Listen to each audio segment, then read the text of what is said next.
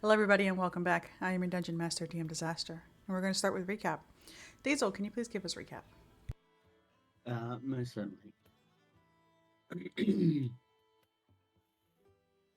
When we started that episode last session, William and I were still stuck in the town, Bleakcrest. Uh, we finally had our rest after ensuing a battle with a dragon, not once, but twice. Um, but as we took our rest, we both had a dream. The dreams were different.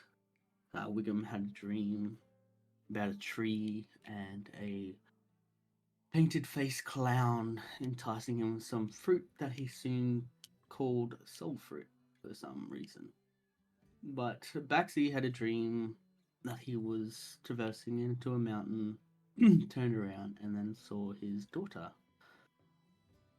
Catherine, who soon would haunt his dream every night until they made it to their destination, asking Baxi to come join in the fun at the circus. The original dream, we both woke up. We were handed a ticket in that dream, and the ticket was to set us to the carnival. William and Baxi had a discussion in regards what does it mean, whether we should go to it, and Williams basically ground down as Baxi and said, "Why not? It will be fun." So we decided to head south towards this carnival because Baxi had recognized the mountains in the dream. Before they left Bleakcrest, they put a note on the back of Grill saying, "We'll see you later." And we decided to take the long route around the sides to tell the other two tribes about the doings of the church and that the new leader, Gruel, would be asking for an alliance and basically selling the information we have to them in hope that they would banner under his banner in the future war to come. We decided to take the long routes as well through the forest, following the roads where we had Seven the Dragonborn follow us from a side, who also got a ticket. As we travelled weeks on end, Baxi kept having the same dream with Catherine inviting him until one dream was different. There was a fairy that was encased in ice. Baxi quickly saved this fairy, who wanted his name to say thank you, but instead stole it and ended the dream. So now Baxi does not have a name, or cannot be said. They went into the forest following the ticket that decided to glow when we got near the carnival. As we got into the carnival, we got our tickets stamped, decided to buy an extra ticket as well, but that soon came with certain prizes. Um, Baxi and Wiggum have certain characteristics that they have to abide by because they are the rules. And as we went into the carnival with a new set of wings on our back and appreciation to the nature, we quickly found that this carnival was like no carnival we ever been to before. It was magical and wonderful. We went to Big Top, found the occupants who run it, Mr. and Mr. Witchlight, I believe. Mr. Witch and Mr. Light. That's right, Mr. Witch and Mr. Light. Two people, two shadow cars that we uh, identified where Wiggum was taken out of the back and Baxi had no idea what happened. So Baxi decided to go out and explore a little bit, find some information. Where there was a massive tree ant walking down the streets of the carnival, he decided to pay his respect to the nature, and in turn, he got given a dandelion, in which he made a silent wish that his family, or yeah, his family could be there with him. After he blew the dandelion, his little boy, who has been deceased for quite a while, tugs on his shirt and tells him that he's here. We then went around the carnival enjoying the festivities. We saved a little girl in this mirror prison, and we ended up talking to a fairy who had lost their voice named Candlefoot. We quickly found that the Candlefoot had their voice stolen by this occupant. Well, we don't know. The name was just a Kenku, but they told us that there was this pendant that we could find. We cast a spell to find this pendant, and we found the Kenku, and we restored the voice to Candlefoot. Under which we interrogated this Kenku, and he told us many things in different voices, using Teddy's voices, Grill's voice, Catherine's voice, Demetria's voice, Little Leo's voice, our own voices. That kind of confused us all and sometimes infuriated us, but the interrogation found they were looking for a watch. Couldn't say much about this watch except that it was on Mr. Witch's watch and that we should go see Mr. Burley at Big Top, or in Big Top. So that is where we left the session, going to see Mr. Burley at Big Top. Alrighty. Okay, so Baxi and Wiggum, as you all head out to head over towards Big Top, we switch over to another individual. Someone who's been wandering around this carnival for a bit of time now. Please introduce your character and give us a little reason about why they ended up here at the carnival. Well, my name is Olerin. Oh, by the way, this is Rem. Say hi, Rem. Hey. No, they're just travelers. I work here. I seem to be just wandering around aimlessly in this country.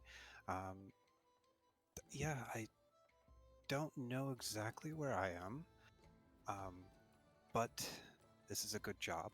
I work backstage, fixing things and doing repairs on the tents.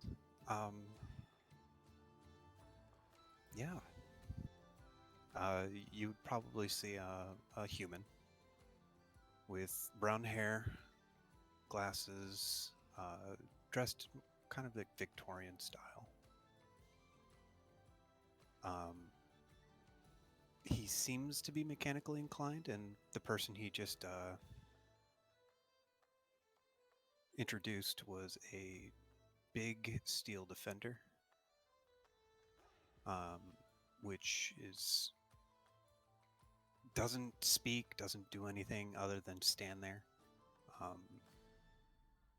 But Olerin tends to speak to it a lot.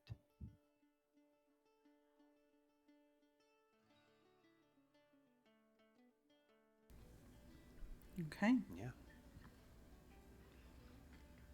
So, Olerin, things have been going normal for you. Nothing out of the ordinary. You've been traveling with this carnival for some time now.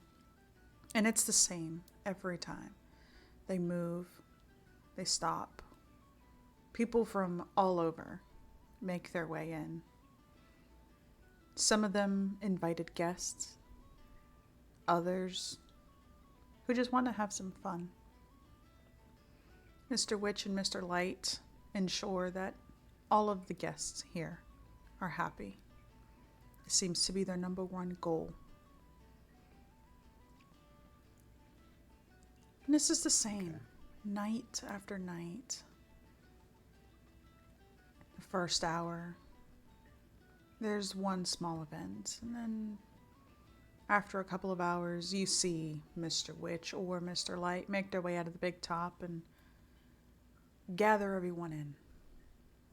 And it's at this point you see that it's hour 4. And they're getting ready for the big top event.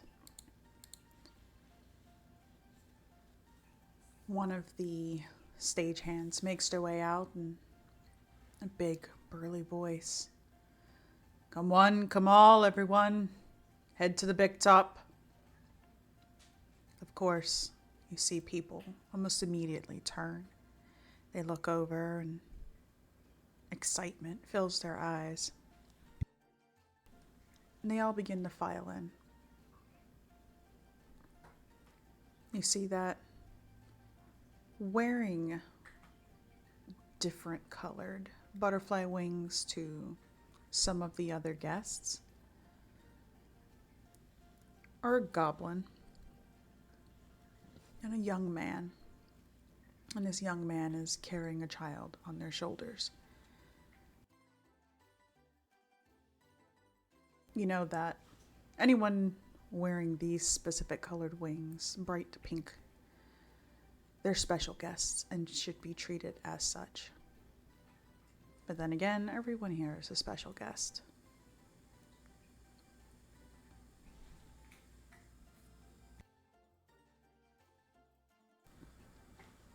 Baxi and Wiggum, the two of you make your way in. You see that the seats are filling up. So do you take a seat or do you continue to wander around? Did we just find Mr. Burley?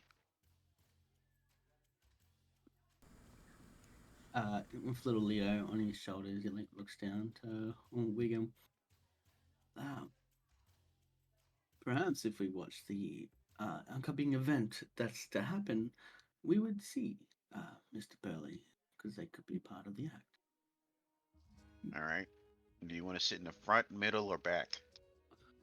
At the front, of course. I'll try to get some sort of popcorn or some sort of sweet treat for Leo Jr. as he starts to make his way to the front. Right, so you're going to push through the crowd just a little more aggressively. You want to get a better seat. You want to get one of the best seats. Anything for little Leo. You manage to find some. It almost seems like people aren't noticing these seats. They're walking right past it, eyes gazing, trying to find anywhere to sit. But you see these. Enough for you, for little Leo, and for Wiggum.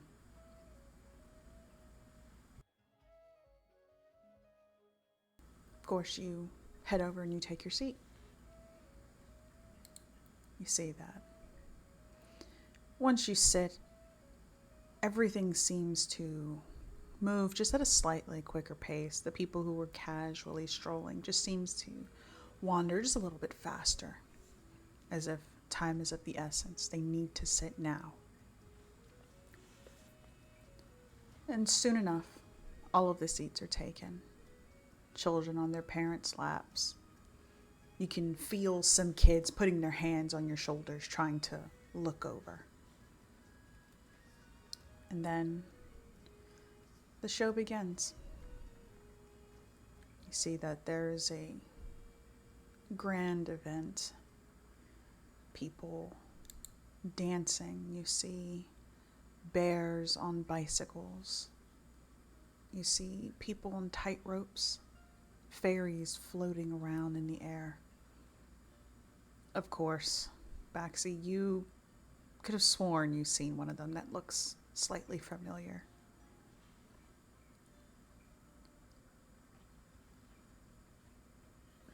Everything is extravagant. It's beautiful.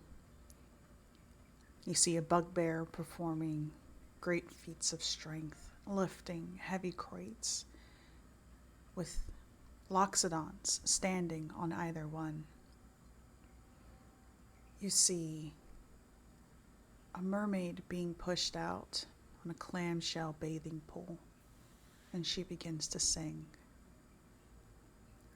Candlefoot, the fairy that you had met, is now running through the crowd, playing silent games, making things appear and disappear, giving any of the little kids little toys, trinkets.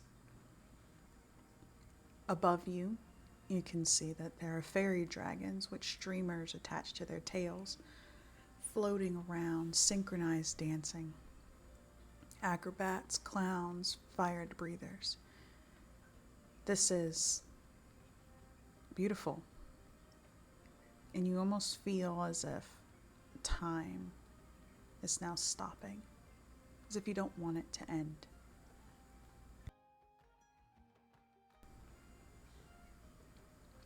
The show carries on. It shouldn't take this long. Or it does, but it's not going to last long. And it's near the end of the show that you see Mr. Light approach the center stage. He gazes around the room. Would anyone, any fine young guest here, care to perform an act of your own for the crowd? And he gestures around, and of course you see a bunch of people heckling one another, laughing, and of course nobody seems interested. And little Leo looks up at both you, Wiggum, and you, Baxi.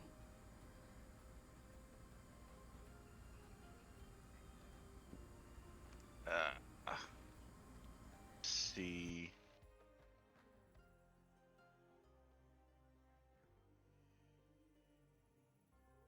I know I can't really do this, but could I make a produce flame and then another produce flame and just juggle produce flames? Probably best not to do it in the crowd. Wiggle. Fine. Wiggum will kind of get up from the first row and just, I hope none of this stuff is flammable, and start juggling produce flames. Okay. Can you roll me a charisma check or performance check, please? Would I be able to join him with little Leo? Yes, you can. I think as he's doing that, Baxi would put little Leo on his shoulders and just tell him, smile and wave. This is going to be a bit cold at the start, but it's about to get really pretty. And as he steps out in front of the crowd, he casts like a combination of spells on himself. He casts Armor Agathis to do this ice sheen over him and Leo. At the same time, he's got the aura of vitality going around for each step, like glows this green hue, and seems to like have these little spirits go all around him, bringing a very good sensation within 30 feet of him. As he tops it off with a divine sense that sends out all these little spectral, shadowy figures that come out from his armor, and you just see essentially Maxi, something that Wiggum's never seen before, actually dance a dance that he was taught as a young lad with his boy. All right. And can I get you to do me a performance check, please, with a +2? Or an advantage, actually. There's a +2. Oh, I'll take the advantage.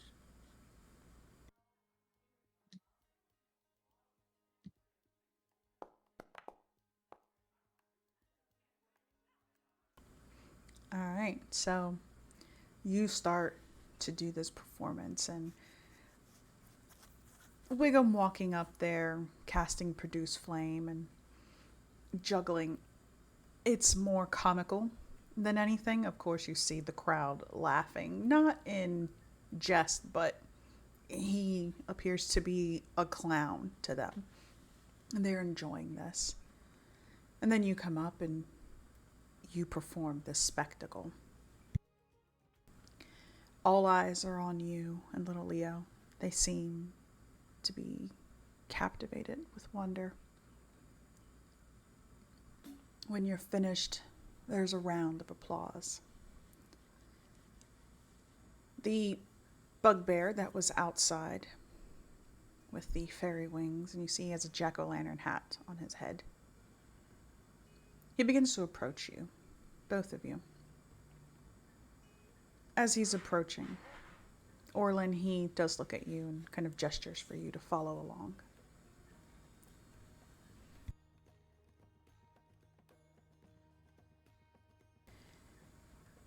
When he reaches you, Uh, go ahead. yes, sir. I'm coming. When he reaches you, Wiggum and Baxi, you see this bugbear, his gaze beady, watching you both very closely. Mr. Witch and Mr. Light would like to speak with you. Please follow me. I hope we didn't give any offense with our performance. As Baxi is talking, he's doing a scan around the room, just looking for Catherine and Demetria. He was hoping by doing something as outlandish as this would hopefully attract their attention. Roll me a perception, please. Wiggum and Orlin, what are you two doing?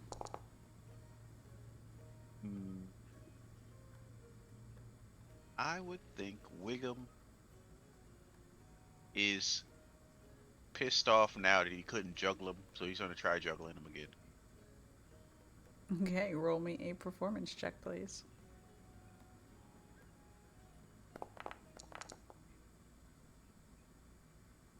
Getting the hang of it, getting the hang of it. So you're still fumbling, but you are definitely getting the hang of it now. God, God dang it. Is it abnormal for someone to be asking me to go to a certain area or this particular person? No. You definitely would have met Mr. Witch and Mr. Light and all of the staff.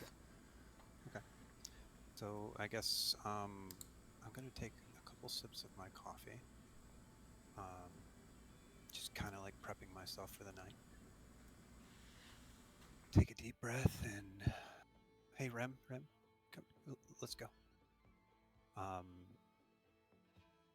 Gonna kind of like look around the room, see what all I see, and I guess prep myself for what task I'm being asked. So you make your way to the back, following Burley. When you get there, you see Mr. Witch and Mr. Light. They're both sitting at a table. They seem to be counting some of the coins that were spent.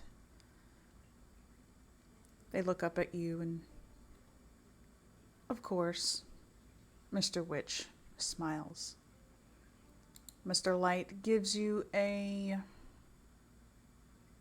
tight-lipped smile. Not one of frustration or anger, but you can tell it probably doesn't smile very often. You wanted to see me, sirs?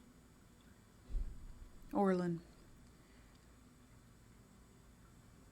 There's a child that's gone missing here. Her mother has come up. I need you to go and check the lost and found. Of course. Definitely, right away. Where might that be again? It's been a while. He gestures, kind of gives you the general direction. You know, essentially it's just straight across from the big top behind one of the other buildings. You know that there is a displacer beast dressed as a monarch butterfly who is guardian of the lost property.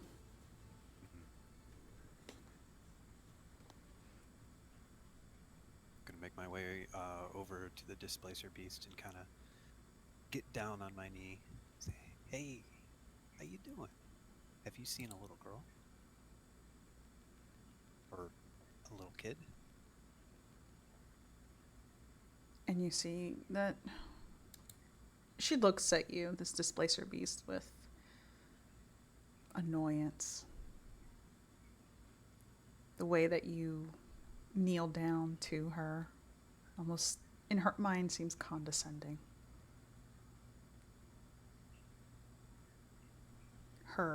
One of her tentacles comes out, and you can feel almost the needle ends of it gently press onto your cheek as she pushes you back.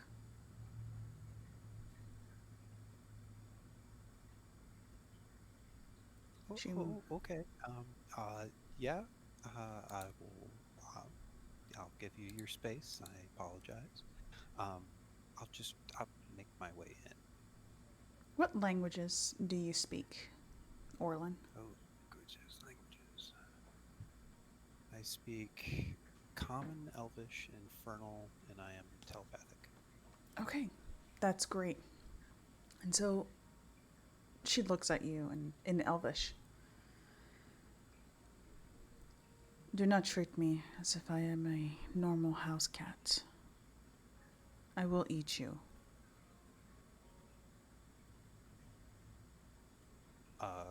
Understood.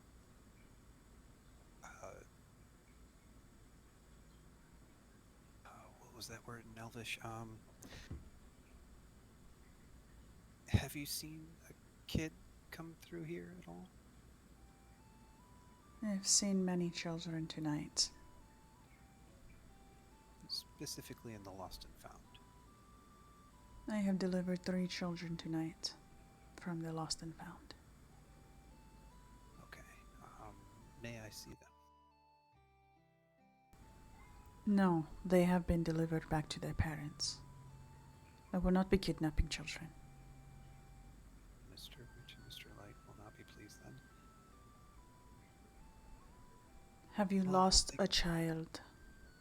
I have not.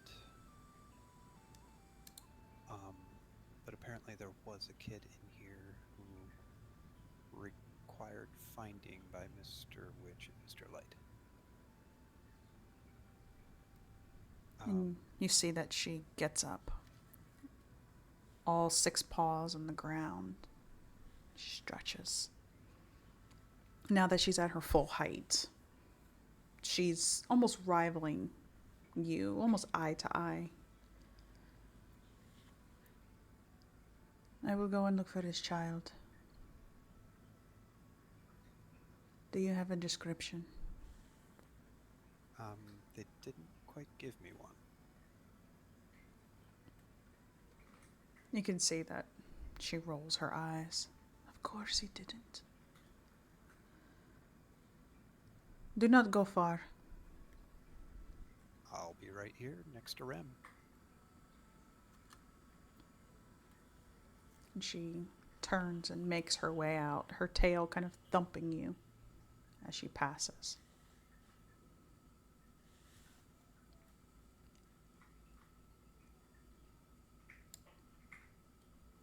Baxi and Wiggum. Inside of this tent, as you're walking, heading over to Mr. Witch and Mr. Light. Baxi, you said you were looking around for Catherine or Demetria. Sure. You don't catch sight of them, per se. Out of your peripheral, you catch a glimpse of what could easily be mistaken as Demetria. If you turn your head quickly, they seem to be gone.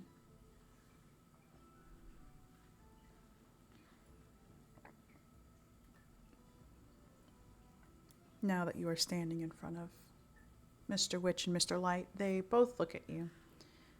They look over at you as well, Wiggum. It has come to my attention that you have been harassing some of the guests here. May I ask why? Huh? I've Baxter's just been take juggling. back a little bit. Harassing, by all means, no. I've been complimenting them and being one with the festival. I mean, we've actually helped one of your patrons there as he looks around to find little Candlefoot. And I was hoping he was going to do a grand gesture at this big top and pose, but it seemed to have fell through. They're telling me he should do a grand gesture. Uh, this harassing, what were the reports of? We've been nothing but a delight. I'm usually not a delight.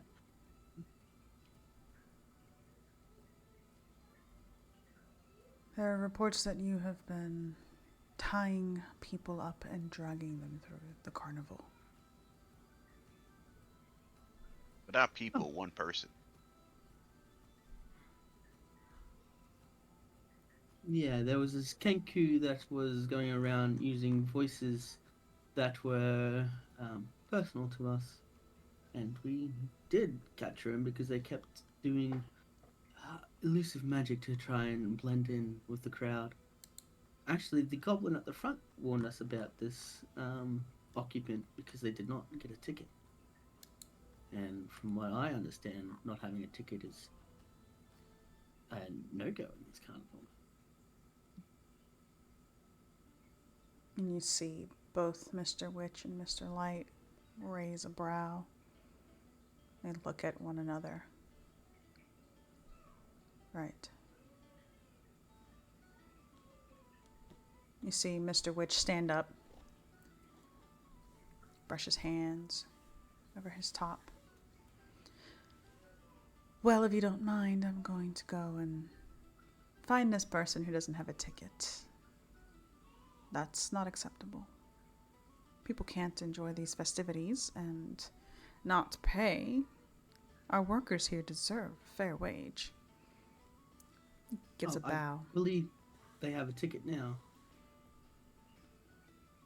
We explained to them the rules and how you need to have a ticket in the carnival, so we had a spare ticket and gave them one of ours. Did you now? Rules are rules. Rules are rules, yes.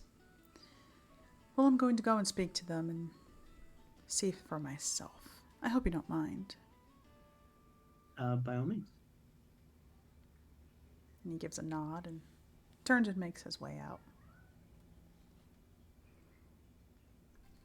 Wiggum, you are left alone.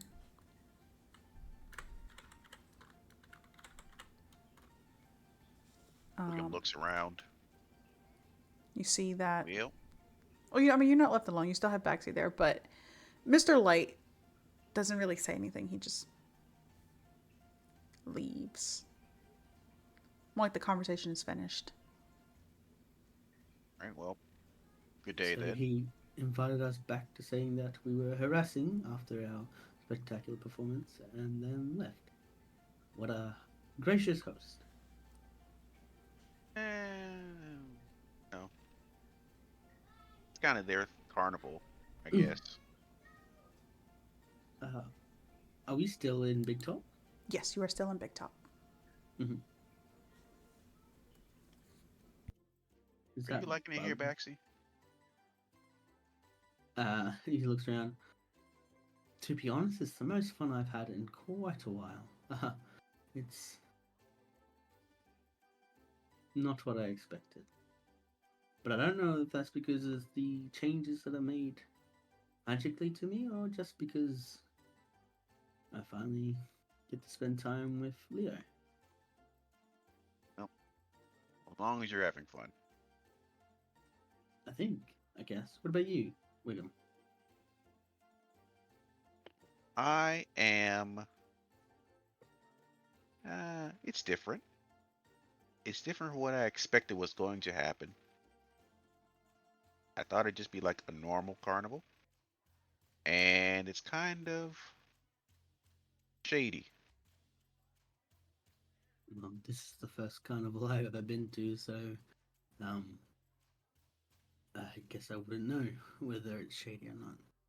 The Mr. Witch and Mr. Light don't seem to give off very happy vibes. Yeah, they're the shady part. Well, perhaps we should go and ask that bugbear into what it's like working for Mr. Witch and Mr. Light. All right, well, I think we should ask more people rather than just the one guy. Oh, I know, but he was the one who took us to Mr. Witch and Mr. Light, so I'd assume that he'd be the best person to start with, but I'm not really good with these things, as he gets another handful of popcorn and feeds it to Leo.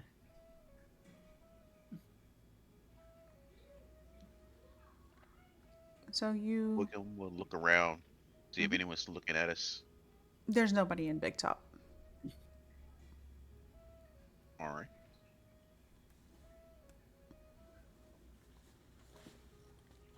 During that performance, did anyone introduce themselves as Mr. Burley? The big bugbear. Oh, All right. Well, he's the reason we're here. go find Mr. Burley. Okay. So you step out. You see that bugbear is very slowly ambling along. You see that the displacer beast that you had seen earlier delivering that child, they're now wandering around again.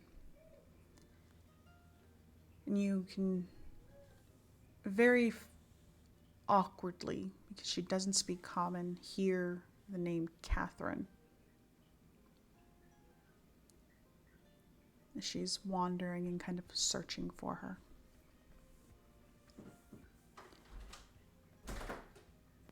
And Maxie will jog up with Leo, pretending to be a horse, towards towards her and saying, "You looking for Catherine?" And she looks at you and she starts to speak, but it's a language that you're not familiar with. Mm-hmm.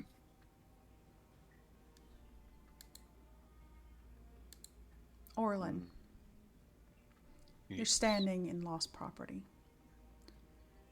You hear a very faint sniffling, crying. Rem, do you hear that? Yeah, I hear it too. Someone there? Kind of look around. I can't see anything. Maybe inside the tent of the lost and found. Maybe around it.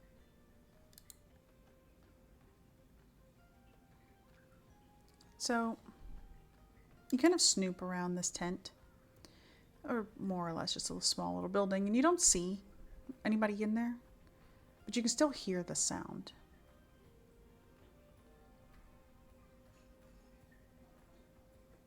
It's someone there. Can you hear me? And you see a small window cracked open. The sound is coming out from the other side. Hello? Someone in there? And you hear a very soft voice. Mama's gonna be so mad. Who's Mama? They look up at the window where you're speaking out of. My mama, she told me not to walk away. I needed to find my brother, and I don't know where he is. Well, am I able to see what this child looks like? Yes, if you basically poke your head out the window, you could definitely see the child. Okay. Oh, well, maybe we can find your brother together. You see that child. Okay. I'm Olorin. I work here. This is Rem. Say hi, Rem.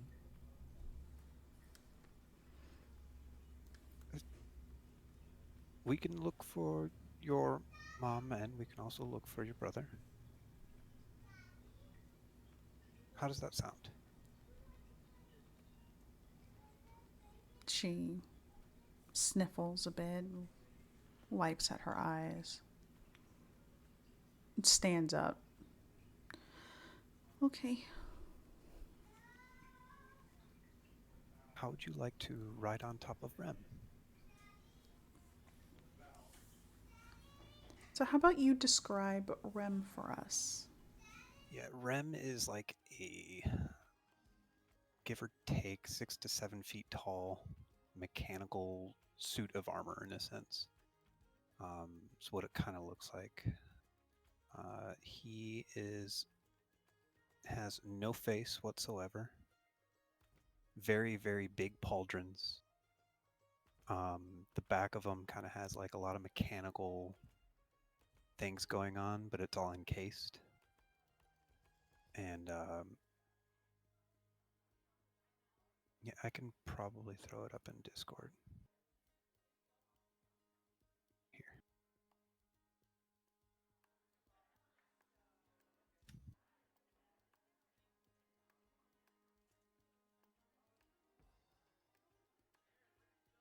So no real defining features of the face. It's kind of blank, but it is a definitely more top-heavy looking construct. So, like a medieval, what is that? Iron Man? Iron Kind of Giant. more of a suit of armor. Yeah, kind of like Iron Giant. Cool, cool.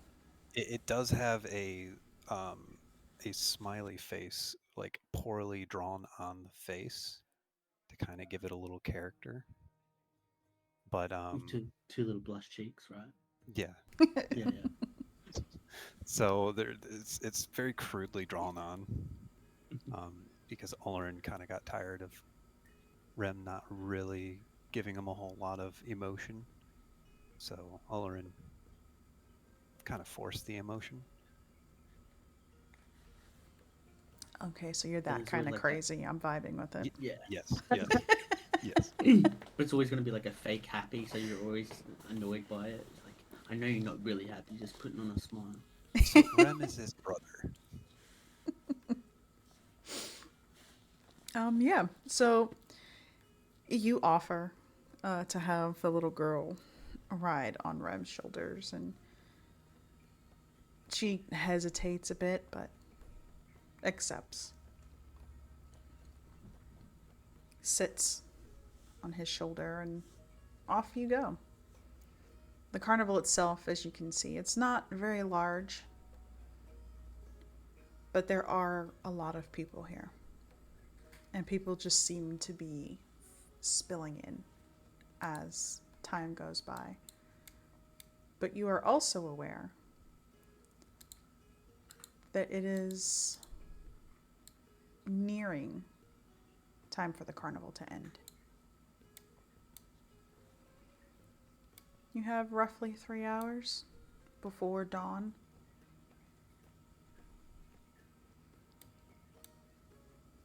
So, Where was the last place you saw your brother? he was It was. I think he was by the teapot. Oh, the teapot. Um, I also didn't catch your name. Catherine. Catherine, nice to meet you. Let's make our way to the teapot, shall we? Let's start from ground zero.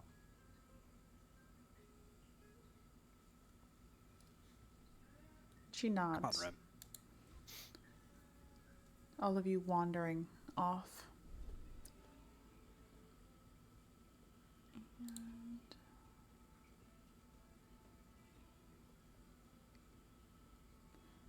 So you start to make your way over to the teapot. Baxi and Wiggum, as the two of you exit and you see this displacer beast, you also see someone with a very large construct following after them, and on it is a young girl that Baxi looks very familiar to your daughter.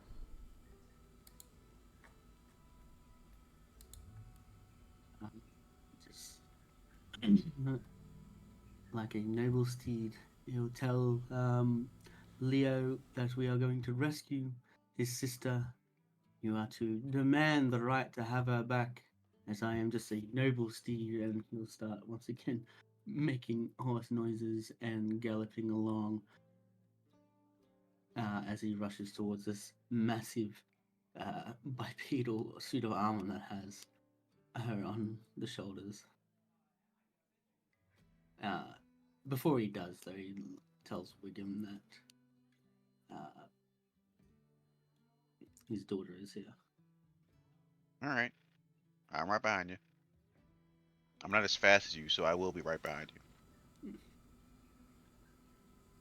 So you both make your way over. You see this individual stop by the teapot. And as you start to get closer, you see this very large displacer beast almost pounce, but it looks like she's flying. She snatches a little girl by the back of her dress and lands on the ground. Of course, the little girl lets out a shriek. She's not injured, but she was caught off guard. Leo. Can we Yeah, help okay. you? What do you need with this girl? And the displacer beast Ah. looks at you, Olerin. This is the child I was looking for. False. This must be the child I was looking for. And you found her. Thank you.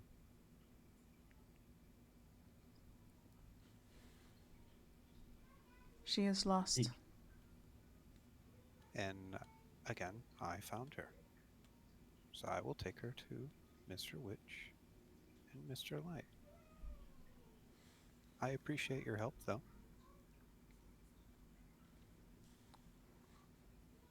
Baxi, you see this exchange happening. Him Yeah, I speaking to think this displacer beast, trying to get this child away from her.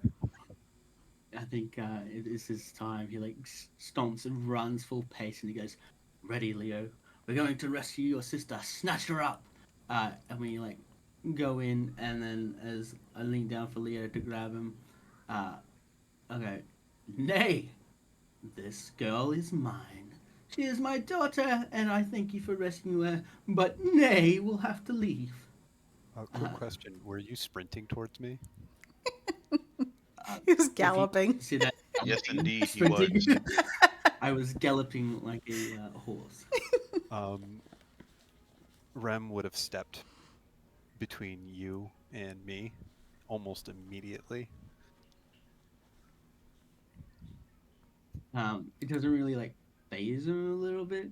He just sees his daughter, but you can tell like if friend steps in, he would sidestep, but he wouldn't charge straight at you. But his face is always like a smile and a very joyful expression, even as it takes a defensive stance, so you can quickly tell he just wants to go. Uh, okay.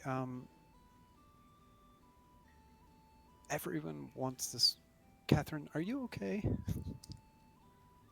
And she's looking over at the displacer beast, who now has her tail curled around the girls, keeping her from moving.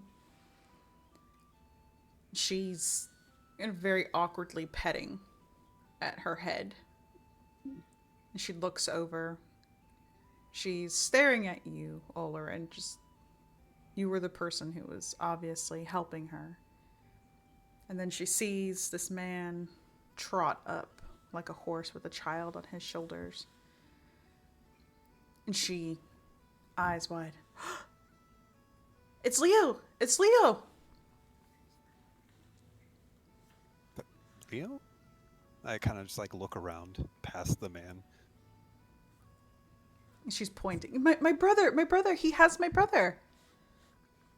Are you that's your brother? On that guy right there. I like lift Leah off my shoulders. She's talking about this little fella. And you see like a little 8-year-old boy who looks pretty much identical to Catherine as he puts him on the ground. Well, thank you for finding him. I'm really confused on what's going on. Possibly because I was asking about him a while back, and I told Mr. Light and Mr. Witch that I was looking for him. Perhaps they were trying to help me because of our fantastic performance at Big Top. And they must have sent you to look for him, to help us out. So I thank you, and this big suit of armor. Kind Is of that like squints his eyes at you. Is that a smile or a smirk? I can't tell. Oh, on Rem? Yeah. Oh, that's he's always smiling, you know. Rem, he has good jokes. No, seriously, you do.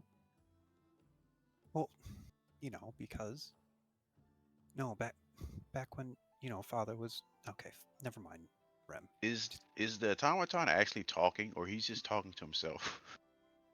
He's talking to himself. All right, Baxi that's squints one back. box in the weird column. Okay.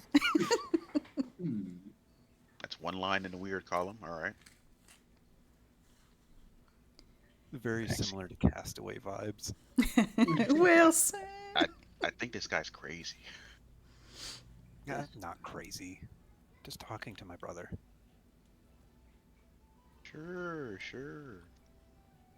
Well, it's a pleasure to meet your brother and yourself. I'll look over to the displacer beast. If Leo and Catherine are talking, Baxi will go over to Catherine and give a big smile. Papa finally made it. She see her engaged in conversation with her brother, almost chastising him for running away. The two kids are now very relaxed, leaning and kind of playing with the displacer beast. And then when you approach, I see that she brings her attention over to you, up, and she looks into your eyes, and she doesn't recognize you. Ooh. Oh. See, I'm sorry. I'm sorry. You're not my papa. Ooh. Yikes. And you see almost little Leo just like- that is papa. That's not papa. That Leo, you know Papa. It's like, that is Papa. And she just Oh, shakes her right. head Doesn't again. Baxi have like a cat face? He does, Yes, yeah. yeah. Currently, he has a cat face. Oh, well. Hoisted by your own petard, Baxi. Now,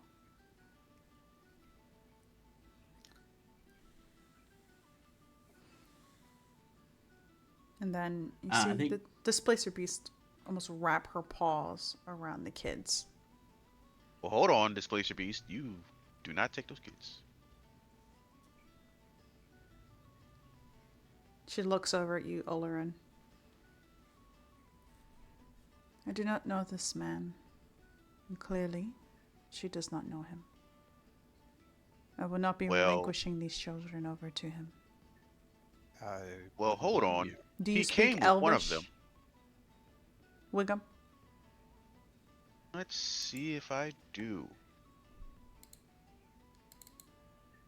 Oh, You do not. You speak everything but Elvish. Oh my. well, I still see the beast grab the children. Yes, she's holding on to them this entire time. You can see she hasn't been aggressive with them. It's just like when a cat's like grabbing at a toy and kind of bringing it closer to them. No. So okay. So the boy was on his shoulders, and now you're snagging him. Okay. Let's think. Um. I would greatly appreciate if someone Why? could explain to me what is being said and why my boy and girl are now being cuddled by this delightful being. I'm getting to that. Just hold out my finger, just like one sec. Okay. So why are we kidnapping boys now? Are you saying this to I'm Bessie saying that or? the displacer. Okay.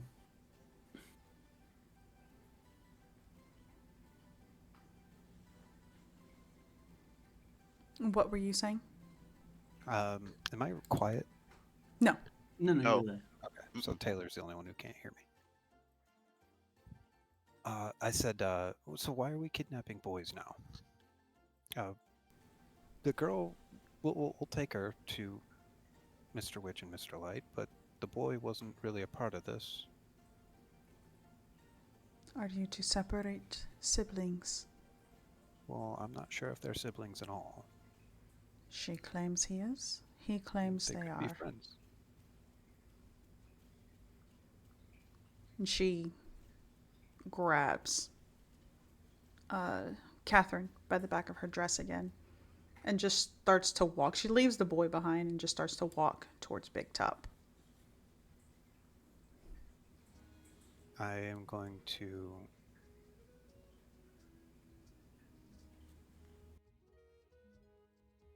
want to calmly walk with her, but kind of like look at the other two and just be like, it'll be okay.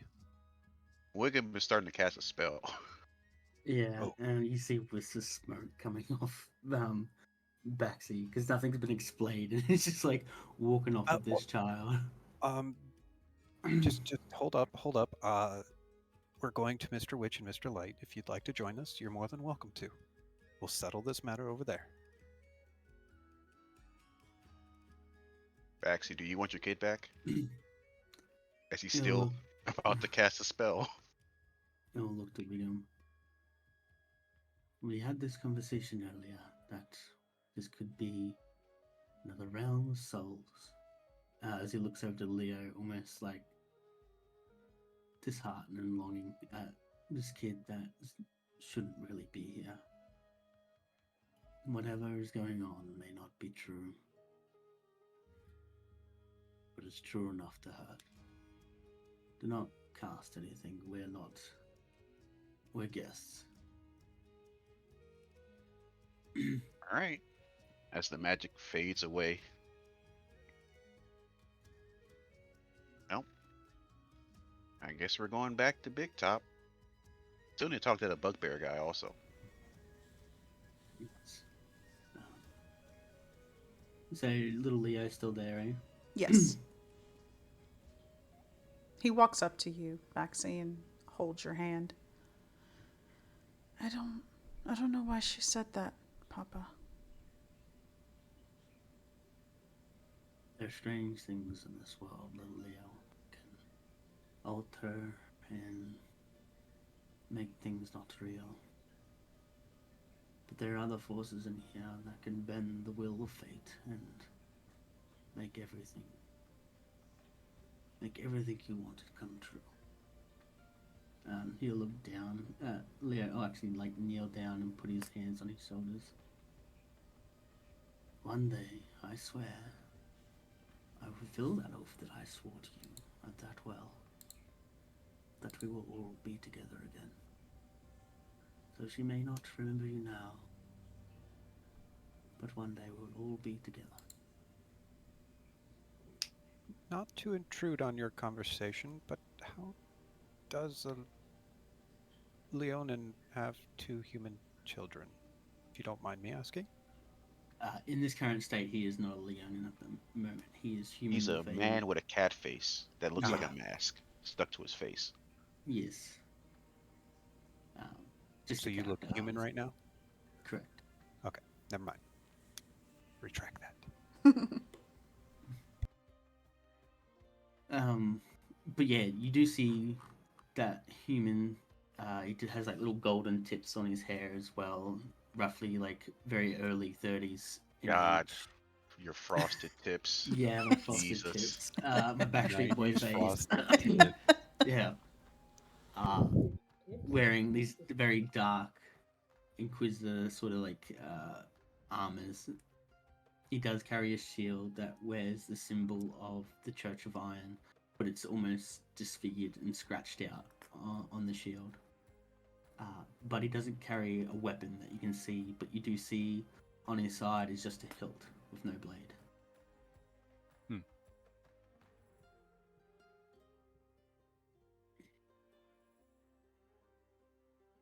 And as he picks little Leo up, I would give you my name, but it has been stolen by a fairy in such trickery of this carnival. This one is little Leo Jr., and this is my friend Wiggle. Hey, how's it going? You don't see goblins in these parts very often, do you? What do you mean? I saw a goblin over there. He's eating a sandwich. And there was one at the carnival's True. ticket booth. Let me rephrase. I guess they're not popular in my part of the world. So it's interesting. You're not. You work here, yes? I work here, yes. Travel quite a different ways. Yes, You and your brother. of course. Me and Rem. Or Rem and Mai. And you are? I am Olerin. I take a bow. Or Olerin Velasti. So, and this is Rem Velasti. We are from Faerun.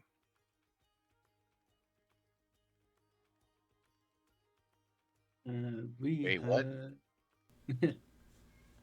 A different continent. Ah, Well, I hope it's in better standings than our current situation in our continent. Oh, God, no, it's not. No. Well, No, this area is very pleasant and everyone's so nice. well, that cat thing just stole Baxy's kid, so they're not that nice. Well, that's fair. Um, When he says backseat, it's just like it's a gurgle sound or a mute sound that comes out of Wiggum's mouth. Oh, right. Uh, Yeah. Leo. Right. Mm. Weird. Did His you letter name gurgle got at me? stolen by a fairy person. You still gurgled at me. Okay. Um, shall we make our way to Big Top? Oh, all right. Yeah. I just stay a good 10 feet away from the crazy guy that talks to his robot.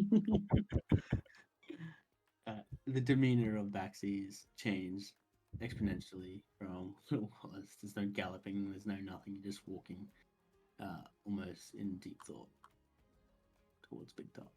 Come on, Leo Jr. And Wiggum turns into a brown bear. But he walks like Yogi Bear on his back legs. Lovely. Of course, little Leo is eating this up. Super excited that there is now a brown bear wandering around. You all make your way back to Big Top. When you do, you see Burley standing there, watching, greeting people as they pass by. There's not a show right now, but of course, people are making their way in. They're coming in looking at the Big Top and oohing and awing. There are a couple of people in there. They're kind of cleaning up or practicing for the next show tomorrow evening. Aside from that, you're all relatively alone. You step in and you see Mr. Witch speaking to someone. You can't see their face. All right. As I told you, there's something out there. I'm not entirely sure what it is, but I need you to go and look at that. You think you can handle it?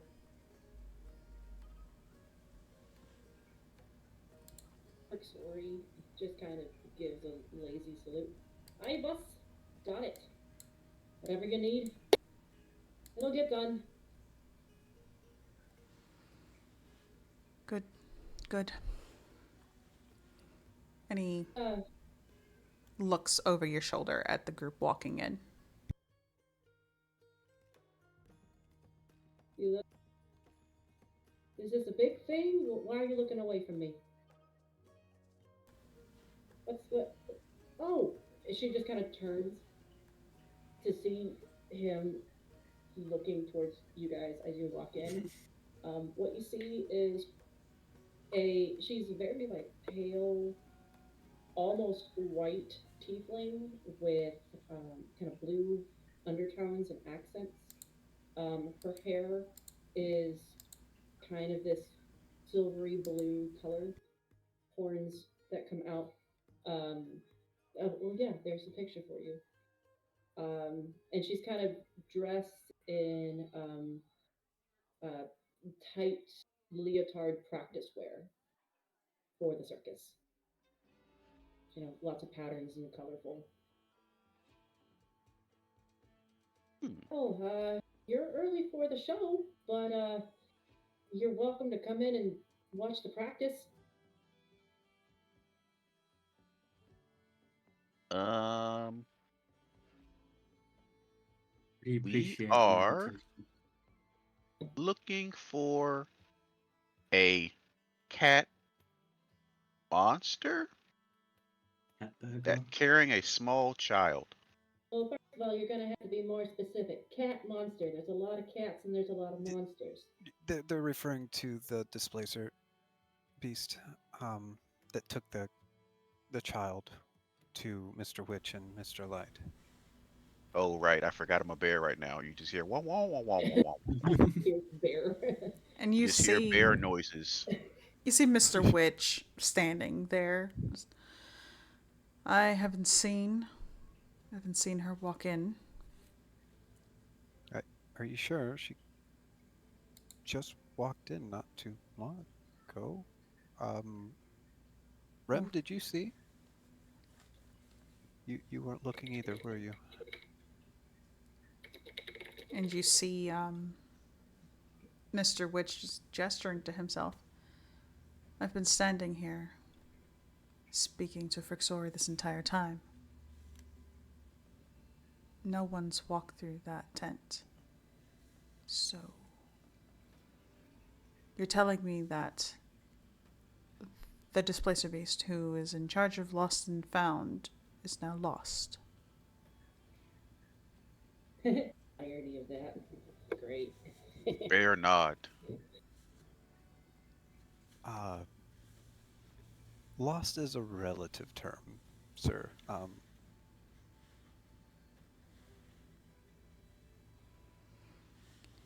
Do you know Wonderful. anything about the Displacer Beast? Or just from working here? Yeah, you know, all of you, well, not all of you, but the two of you would know about the Displacer Beast. You know that she has a tendency to just kind of wander. She's very good at her job. She's very good at finding kids and things like that. But when she gets distracted, very much like a cat, she is distracted. What do you know? Cats do cat things. Look over to Lexi Mr. flinches. Witch. You got me going out anyway. Do you want me to go look for her? If you wouldn't mind, please. All right. Did I ask a question to why this girl is important for you? Surely this cat just brings them back to their family, not to the people who run the carnival. No, I had no intention of a child being brought to me. Her mother specifically requested that we find her because she went missing during the Big Top show. So, to bring to you and then bring to her mother. If we were to find this child and help in this endeavor, where would we meet this uh, kid's mother? Lost property would be the best place. Baxter doesn't say another word, he just leaves. You. Wiggum Uh, kind of holds up Leo Jr. like, "But your child." And puts him back on his Are you still in puts him dance back on his form? shoulder and walks behind Baxi. Uh, Do we need to follow you guys? What's going on? you just see as that he's going out, he's got this mask on that's kind of sewn into his face, but um, the aura that he's giving off right now is a very pissed off aura.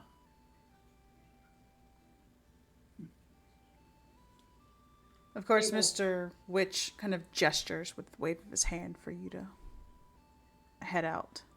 Follow him. Understood, sir. Yeah, you go. Oh god, my shit. Frixlori's gonna kind of make a roundabout way to where there's like a bag of her things that she had to set aside for practice. Grab them, kind of place the bag over her shoulders, and follow the group out.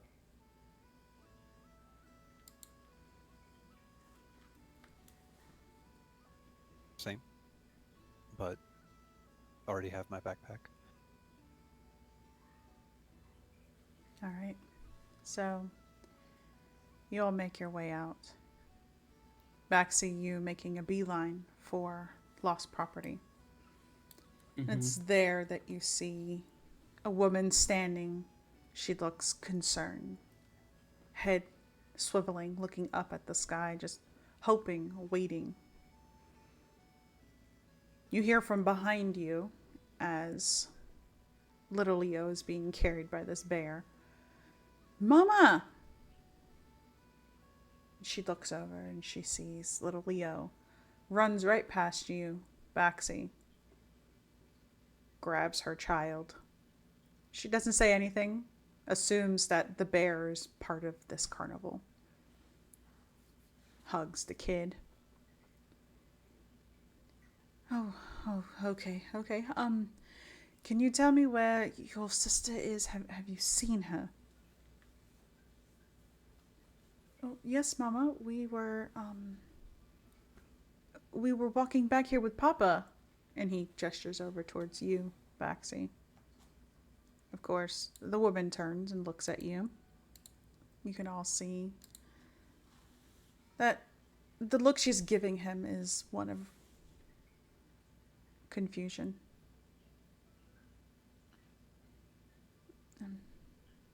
And I'm sorry, sir. He has a very wild imagination. So the thing attached to Baxi's face, is it like physically attached to his face? No, Wiggum is gonna try to just smack the mask off his face. you give him a little pop, and you see that what looked like Baxi's whole Leonin face falls off, leaving a young man in its place.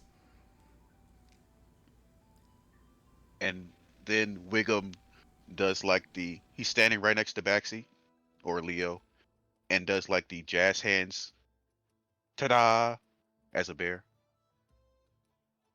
Dory's gonna clap. Ooh, that was a great act. Same. I'm gonna clap, and so's Rem. Is there any change to her face, seeing his now unmasked face? You see surprise, and she grabs onto little Leo and pulls him closer. I am so sorry. Um, I am so sorry, my lord. I didn't know you were going to be here. Please forgive us. Forgive us for not recognizing you. Out of curiosity, who do you think I had? And she's not even looking, and she refuses to look you in the eyes. You are a great prophet. The biggest guttural growl that kind of comes out just comes from instincts of being a Leo, and it just sounds he's trying to hucken up a loogie at the moment. It's like, let me guess, your husband is Kotha? Yes, yes, great prophet. Dory is gonna lean to the other two and just whisper, "Drama." Um, Do you have any popcorn? he'll Wiggum pulls lean out over. popcorn from the side. You don't know where it came from, but he has it. Good popcorn, my favorite. Hand it over. He'll walk over, Oh, uh, kneel down to where Leo is, and just look him in the eye and give him a smile and say, remember what I said earlier. That all this, all our hopes and the fates we change, and I will bring this family back together. Everyone right now is, you look down, not real. But one day it will be. So enjoy the carnival with your mother and your sister. Give them a big hug for me. I'll see you again when all this is over. He'll once again stand upright and look to Demetria with a blankless emotion, just say, enjoy the carnival. She And nods and gives you a very, very deep bow. as I walk over to William, I just say to him, carnivals are not fun. Oleron's just gonna like imitate and like slightly bow. Please do not. It's too late. Wiggum puts his arm around Baxi, his bare arm, and then points down to the ground where Wiggum wrote, "I like you, Baxi." The back seat's like you can't even read it. Oh right. He scratches out where it says Baxi and puts Leo.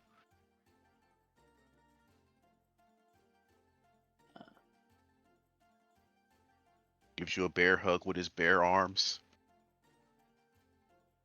and then kind of holds you up, picks you up, and walks out with you outside the lost and found area.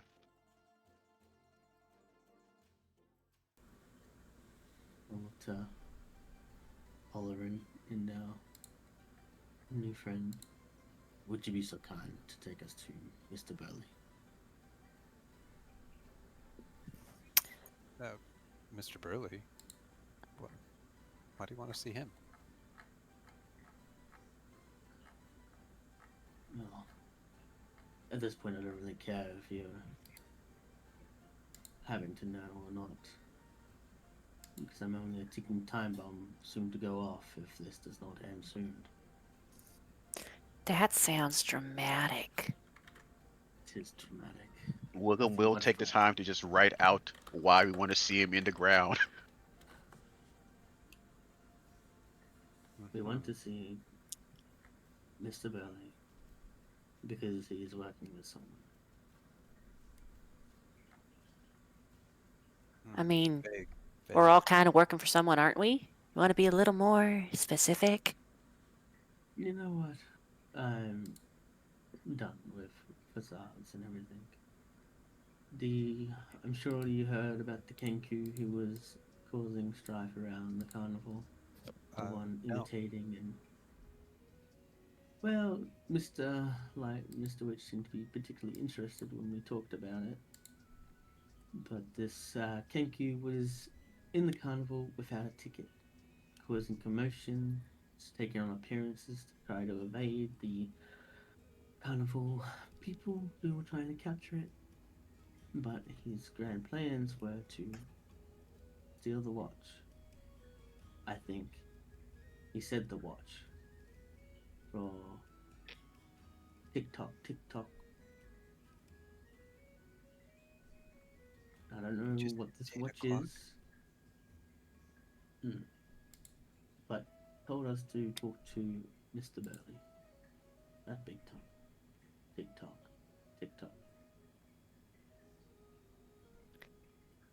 Well, I guess in that case, we should go talk to Mr. Burley.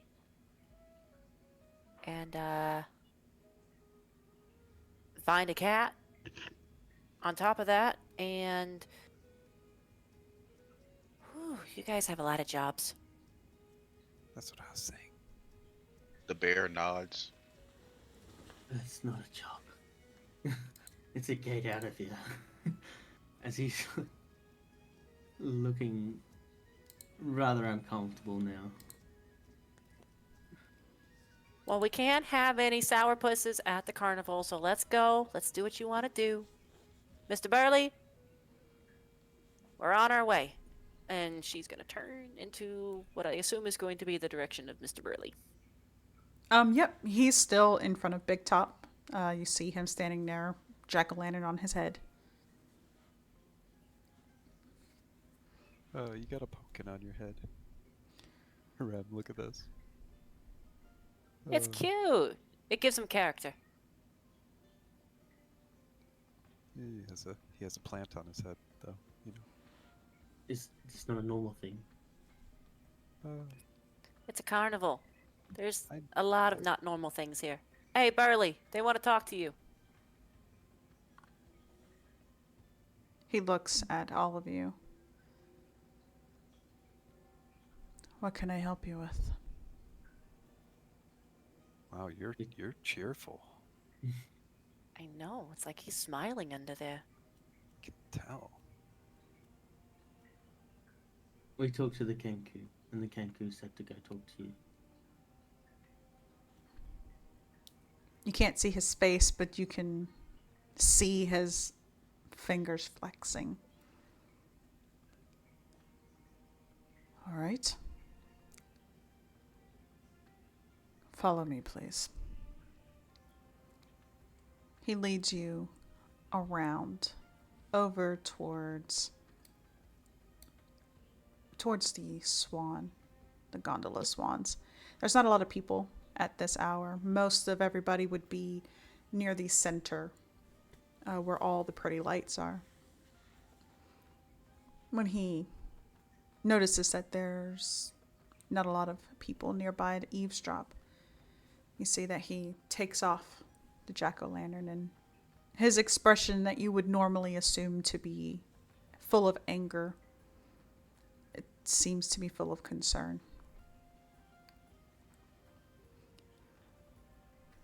Bad things have been happening at the carnival for a while now. People, things are going missing. Like someone stealing them, or He shakes his head. Not stealing. Is this a Blades issue? Could be.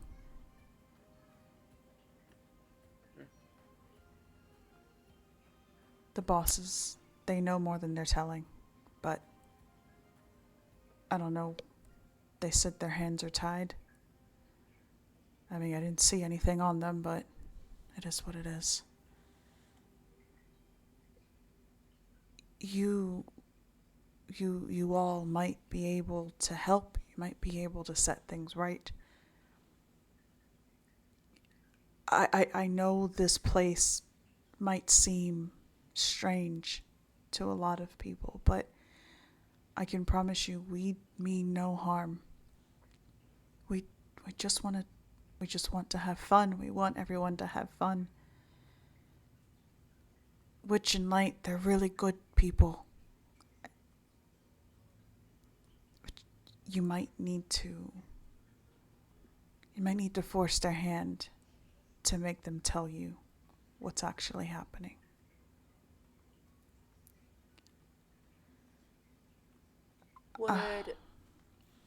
Sorry, go ahead. You're good. Would Kari have said anything beforehand or noticed anything beforehand?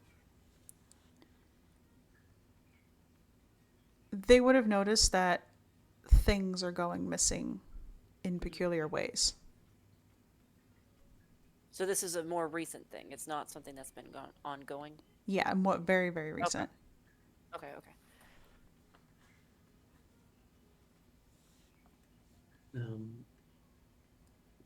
Place my hand on Wickham as a bear. You had a dream, Wiggum, in regards to some fruit on a tree. And it was Mr. Light who knew something or beckoned you in, yes? Oh.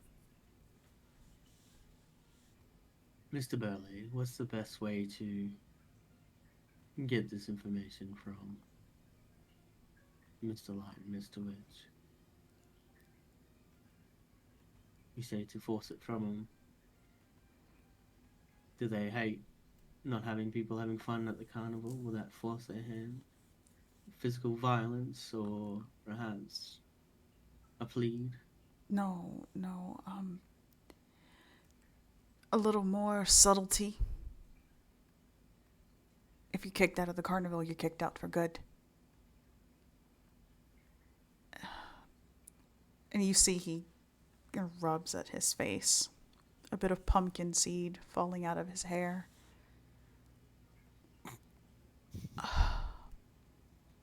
The Witchlight watch.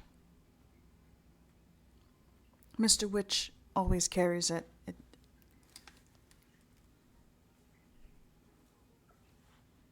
If you take that, I'm almost 100% sure that they will answer anything.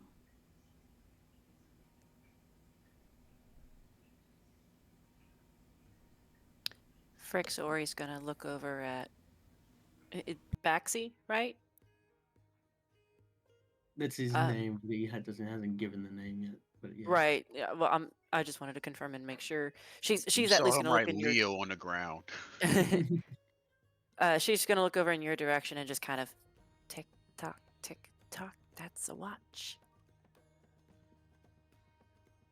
Like turn around thinking it's the Kenku, and then see that it's you. Oh, that is correct. And it seems that we are running out of time. These Would we events only know? last. Would we know where the Witchlight watch is kept? Always on Mr. Witch. Always on Mr. Witch. Okay. Now, is the whole displacer beast, missing things, a separate issue from the Kenku and the watch, or are they both the same? Like, I'm trying to figure out my notes here for that. You're not sure if they're related, but Okay, got it. people and children and things go missing all the time here, and it's a displacer beast's job to find it. Mm-hmm. I think it's just the DM trying to annoy me. I think if enough children go missing, they needed to have a lost and found section just for kids. It's not a good carnival. They do. It's the lost property. She's nice. She's Yes, so that's sweet. bad. It's not That's a bad. bad. I mean, Yes, you it know what is. they say, though. Lost kids will be given up to the Goblin King, Yeah. right? That's true. Wait, Wiggum, are you the Goblin King? Are we in the presence of royalty? Wiggum whistles nonchalantly. Can bears What the whistle? hell? They have Tries. lips. Yeah. Dan. Tries. It's more like a. How rude. Okay, get the watch. Another thing, Mr. Belly. If I say the name Teddy, does that mean anything to you? And he looks over to Wiggum the bear. Wiggum the bear waves back.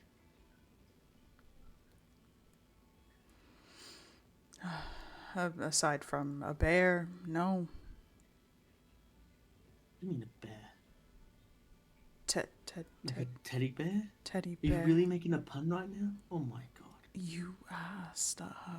He just slowly puts the pumpkin back on his head. The pumpkin of shame.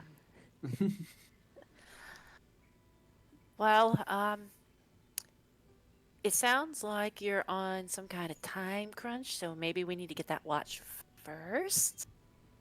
I can talk to Mr. Witch and see if I can maybe slide it off of him.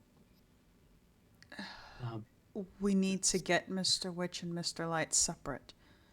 The only time that they are is during the Big Talk extravaganza, but we've already had that.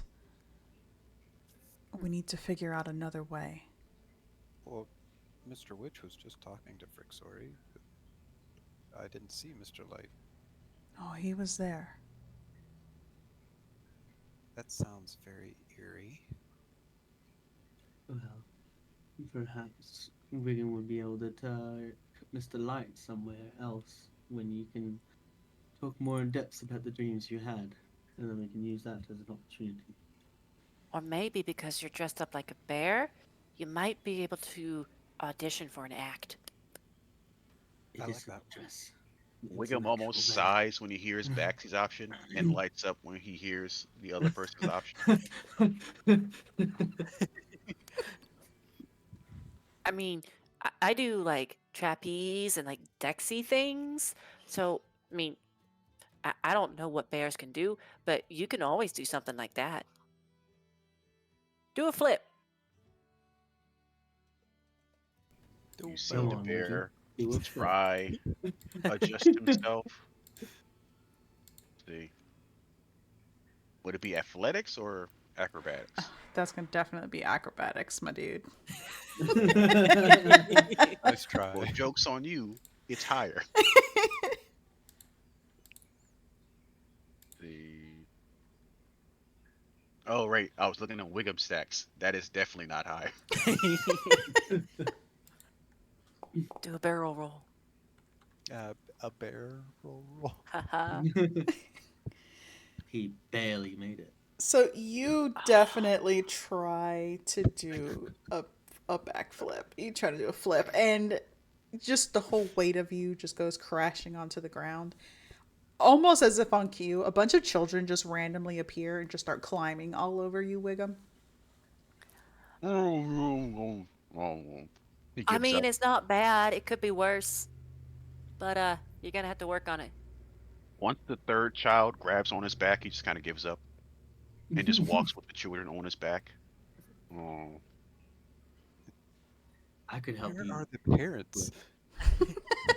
see, terrible. It's a carnival. Who needs parents?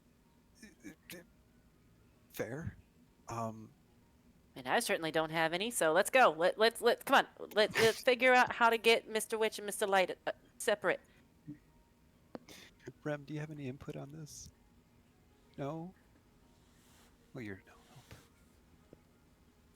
He's the Wiggum, silent type. Wiggum follows the acrobat. Thank you. Yeah, as far as she's concerned, we're off to go do some kind of really bad audition for Mr. Witch. We workshop it on the way. I'll tell Wiggum. Wiggum is just following along. It's the best plan we Wiggum, got. I can probably help you flip, and then we can do some sort of magic. Why am I getting into this? This is so weird. And then we could do some sort of magic alongside of it. Maybe I could. I'll think of something. John, What kind of magic do you got? I've got ominous magic. I've got more ominous magic, and dark magic. But Sounds I like also have a little bit of divine magic too. I mean, you can make dark fun, Sure. I guess. Yeah. Olerin, I don't mean- know you. What you got? kind of like looks up at Rem and then points at him. I got this big guy. Couple spells and a couple gadgets. You know, just small things. Do the gadgets help?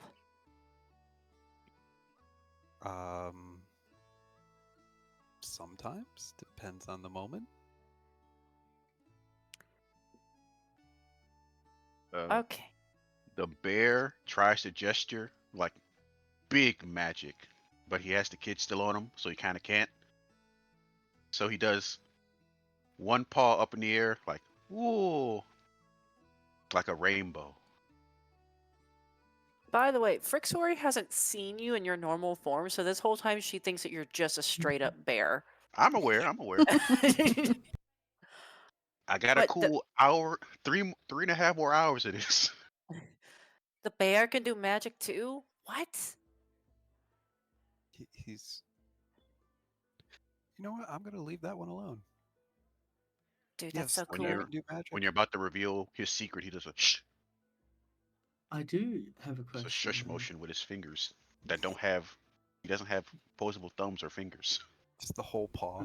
so it's just his whole face sideways, doing the shush motion. What was that, Baxi?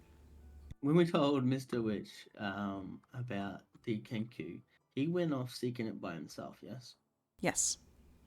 Or Mr. Light went. Mr. Light, and Mr. Witch is the one that has to watch. Yes. Yes. Okay. So if they haven't caught them, we could possibly use that as a distraction as well. Is Mr. Light back from being gone to look after the Kenku? You have not seen Mr. Light head back to Big Top. Okay. Well, I haven't seen him in a while, so maybe this is our only shot.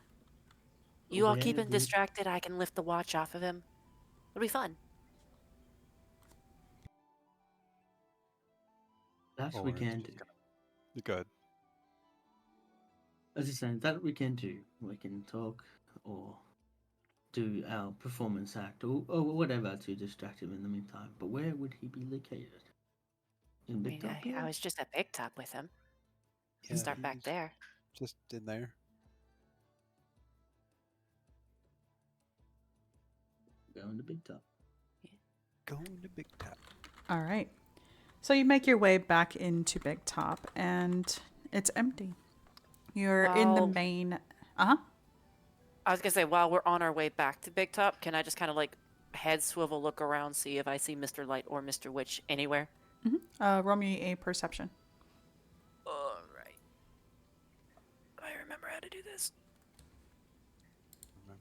Oh no, not performance. Perception.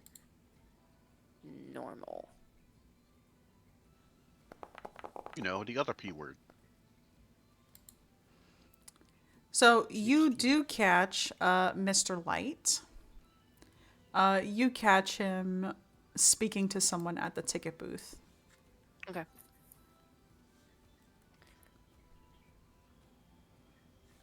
So when you all head inside, you see that it's empty. Anybody who was inside cleaning up or doing any of their training, they're gone. You do know that the office in the back is the other place that you would have spoken to them. But you also know that the staff area outside of the tent would be yet another place to check. But those of you who work here know that guests are not allowed in the staff area. I'll check the staff area. You guys can check the office. I can make this really simple. I'm gonna cast locate object and locate the watch, I guess. Okay. So casting locate object, you're getting a ping from the staff area. They are in the staff area, right at the back. Well, and I saw Mr. Light over at the ticket booth, so if we want to do this, we got to do this now.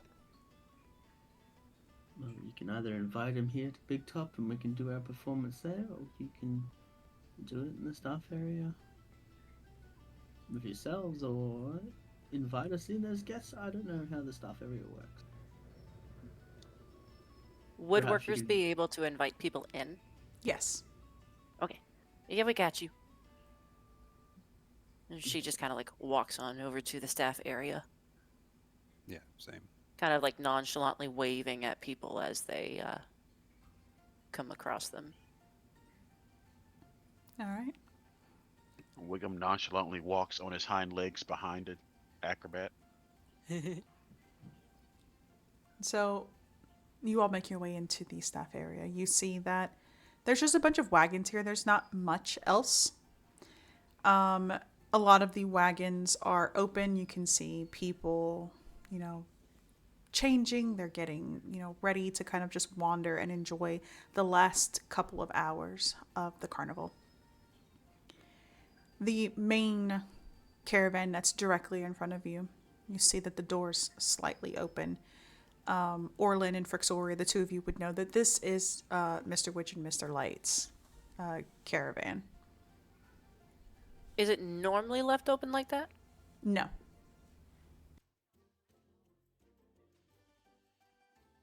Huh. Gonna go up to it and kind of like peek inside.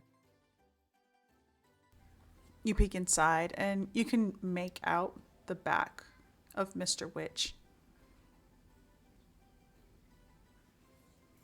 Is he like Hey. standing or anything like that? He's standing. He's kind of looking at something. Obviously, you can't see it because his back is to you.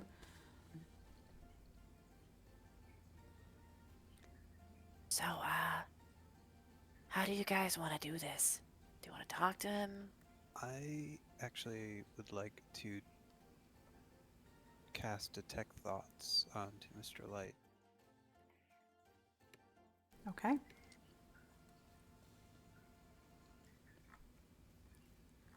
And just kind of see what he's thinking. Let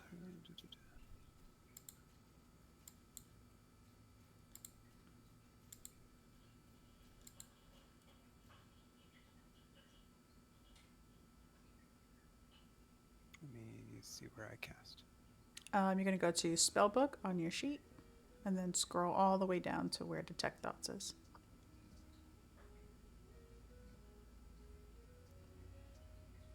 And then right next to it, you're just going to hit the D20.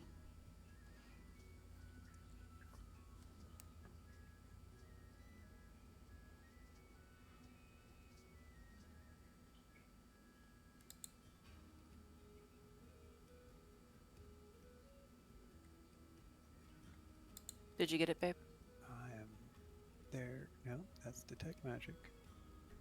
Yep, just keep scrolling. It's going to be in second level. Yeah.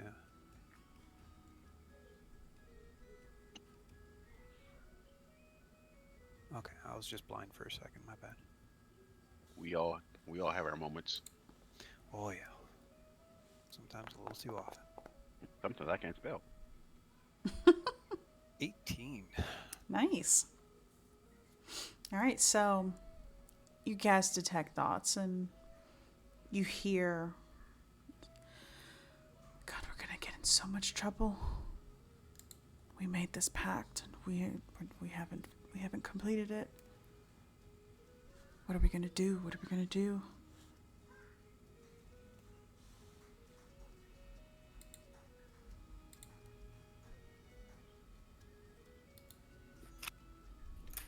I'm just gonna kind of cough out loud. He straightens up, turns, and opens the door. Yes, may I help you?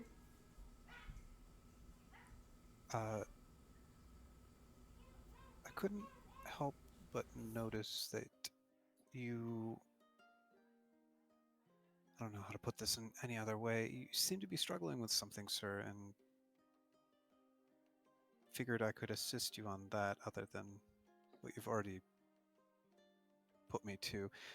Also, Frixori wanted to talk to you. She And kind of yeah, like at go that ahead. mention steps next to him. Yeah, hi. What he said. Right. See him kind of poke his head. He looks around, sees you, Wiggum, and Baxi. Waves. Right. Please. Uh, one moment. He closes the door. There's kind of a bit of movement. You hear some things. You see the caravan rocking slightly, and then he comes back out. It's a good probably 20, 30 seconds. He puts on his hat, steps down, moves over towards the fire. What can I help you with? Frixori. Well, we were kind of following up on the job that you gave us, and I mean, as of now, it just kind of seems to be going around in circles. Um, but I'm gonna uh, telepathically tell Frixori what I did, like detect thoughts, and what he was thinking. Okay. In the meantime, that she's talking. she'll hear that halfway through and just kind of like, um,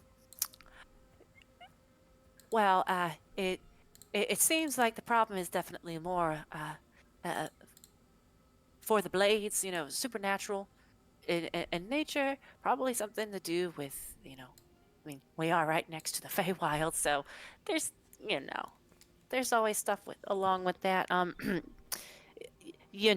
Maybe someone made a stupid pact, and that's what's causing for all of our kids to, go away, or You wouldn't happen to know anything about that, would you? No. Insight check. Go ahead. Baxi and Um, Wiggum, what are the two of you doing? Wiggum. Oh. He just kind of looking and waiting because he is unaware of the whole mental conversation going on. Yeah. So We're he kind doesn't of really know invited. if he's lying or Mr. Light's lying or not. He's just kind of talking. Yeah, So and we invited. he kind of just out of nowhere pulls another snack. You don't know where he's getting this stuff from. Maybe he stole it from a kid. You don't know. God. Take the He's just candy sitting from a on his baby. he's Hiding it just in his sitting bare on his folds. butt. Yeah, just sitting on his butt, eating stuff, various fruits, just kind of see what's happening. Yeah, at the end of talking to Mr. Witch, he would look over to Wig and be like, "How the hell are you doing that? That's amazing." That's it. Where is it? And you, Baxi? I think Baxi was invited in as a guest, and last that he knew they were going to do some sort of performance or distraction. So he's just sitting there waiting for a cue of some sort, but he is looking around. We haven't been in this area before, and I was looking just to see if I would notice anything out of the ordinary. But So I'm just waiting for a cue. mhm. So here, you see that there are the circle of wagons. Aside from that, there's nothing else. This just seems like, the housing area. Any of the staff, they live here. You see some clothes. They look like they're being hung out to dry. Obviously, the fire in front of you, you can see a couple of pots of food that have been cooked and waiting to be eaten.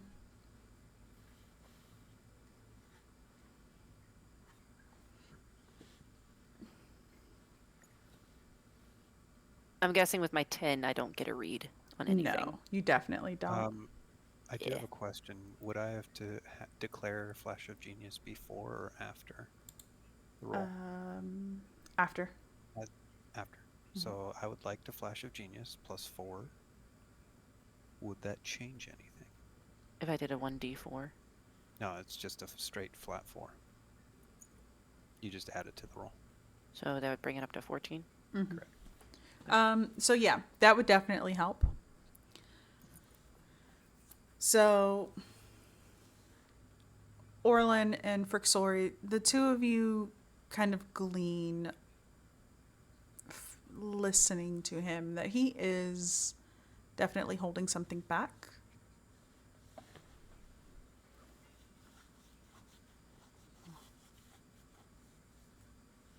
Is there something you wanted to tell us, sir, that may not be for other people's ears? No, I have nothing I need to say. I appreciate your concern, though. Maybe you'd like to talk to Rem. He's a great listener. Kind of like points at Rem with his thumb.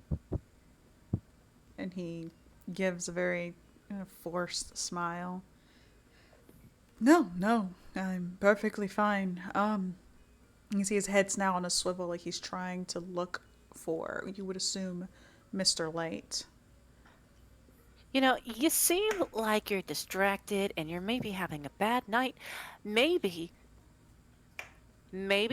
now is a perfect opportunity to give you a smile. And she's gonna kind of nod over to the bear. You ever seen a magic bear before? I Bear can't say I perks up. have. Hobbles. Magic bear. Think about that. For the carnival, The according bear to is him, he now does towering rainbow behind magic. you.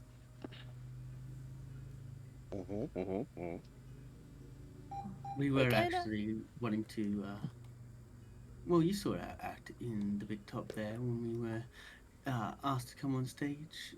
We thought that we could become a permanent feature of Big Top, but we thought we would enhance it because the fireball juggling was not quite the entertainment we were aiming for. So we went with the bear and the man act, kind of wanting to implement both my magics and his ability in one performance.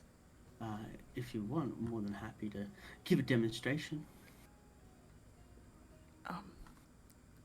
Yes, actually. I've never had a magic bear before. Yes, Rainbow magic. yes, rainbow magic. Yes. She's emulating the big magic symbol that The that SpongeBob that Wiggum- does. Just Yeah. like The more Extravagant. You know. Mhm. Yes, please, please. And he gestures for you, Wickham and Baxi. Please show me your performance. Sure. So I think in this time, trying to distract him, we cast Shield of Faith on the bear to give it this like almost like shadowy cape on the side of him, as if he's like the villain. And then I cast once again Armor Agathis on myself, and like covered in this white sheen, and we pretend to do this like literal battle and stuff, where he knocks me down and all this sort of grand gestures, and then we do end up doing a flip of some sort, just this haphazard makeshift of like a villain versus a hero sort of act with a bear and a man. So in that act, at some point, I'll just gesture to Baxi to maybe push me that way behind a crate. And once I get behind the crate, I drop the bear form, and then from the crate comes the yeah, an elemental, a water elemental.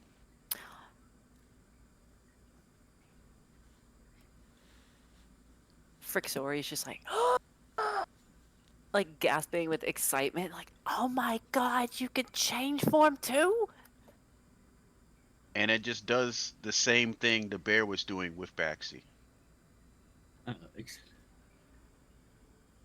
Baxi kind of like gets submerged and pretends to drown. You All do this drown sort a of little bit because he's not. There's a new spell to wake him. Oh, what you? Oh, stop! It's a part of the show. It's fine. It's fine. All right. So while he's distracted, what are you two doing, Orlin and Frixori? Jer, what's your sleight of hand? How bad is it? That says bad. That laugh, I'm gonna say, not good. It's a +4. Oh, I mean, it's That better is than amazing, my guy. better than fuck? mine. I'm That's amazing. dexterity based, and it's better than mine. how? Oh, I'm. What? How is? I didn't Okay.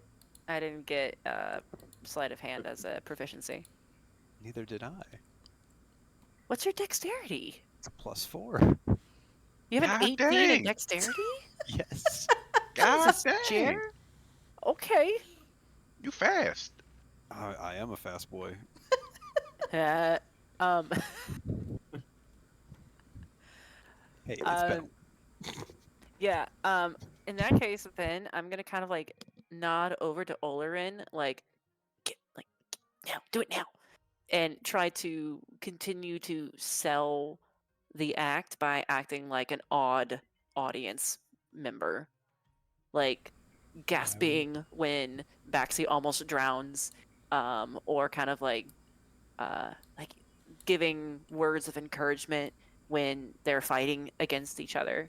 Just trying to really sell it and be over the top. All right. So And I will go for sleight of hand The and good old- advantage, please. the reach around. You gotta phrase it like that, but all right. Oh, Nice. Dirty 20.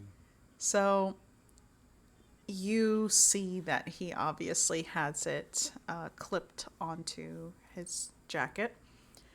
You, being an artificer, you carry multiple items on you, and very quickly kind of reach around and a little clip, snip, and a yoink, and it is now in your hands.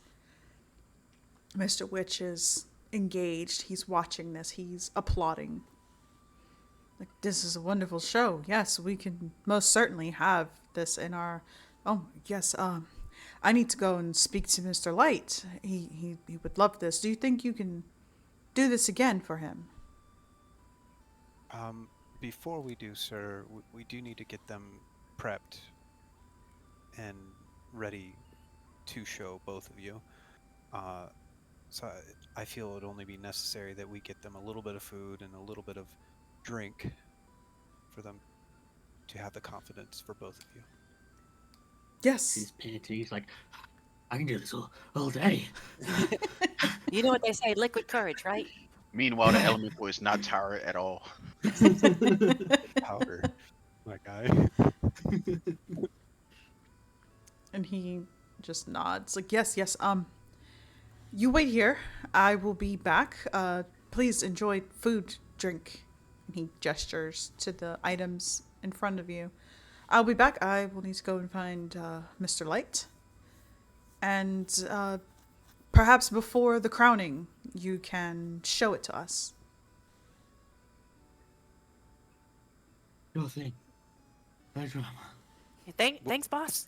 Yes, thanks, boss. We'll be back. As I just kind of like start shoving everyone back into Big Top and trying to get out of Oh, the we door. were gonna eat at the fire. Oh, eat at the fire? He was Yeah. suggesting that. Yeah, eat around the fire. So, We'll be here when you get back. Mr. Witch very hurriedly takes off trying to find Mr. Light, leaving the four of you alone. He's slapping at this elemental. You're not meant to bloody drown me, you idiot! The elemental just kinda speaks, but it's just like a gargling brook. Yeah, pretty much. What'd you say to me? And then from around the elemental, behind the box, you see a small goblin come out from around the corner, peeking his head out. Did it work? Yeah. Who are you? I'm the bear. No, you're not. You're the goblin. Well, I was the bear. Well, no, hold on. I was a goblin. Pretend Well, to be actually, there. I was many things before a goblin, but let's just start here. I was a goblin, then I became a bear, then I summoned the elemental, and then I become a goblin. So you were a dude pretending to be another dude? Inside another dude. Dude. I know, right? That, honestly, that performance was amazing. Yeah, We're Baxi. not really Baxi, doing it again, are you we? need to do more cardio. You're kind of winded after, like a. Says the one who hides behind a box and gets this fucking thing like, why couldn't you make it an air elemental or a rock element? Something that could submerge me into it. I saw you peeking behind there laughing at me. So you'd Well, rather if I rock made it a rock, if I made an earth elemental, he would have demolished you. If I made it a fire elemental, it would have burned the, wooden carriage. Yeah, let's not do that. please Air don't. elemental, everything would have went everywhere with the papers. Water, you just kind of get wet. He puts his hands on his knees. I'm not used to this body, okay?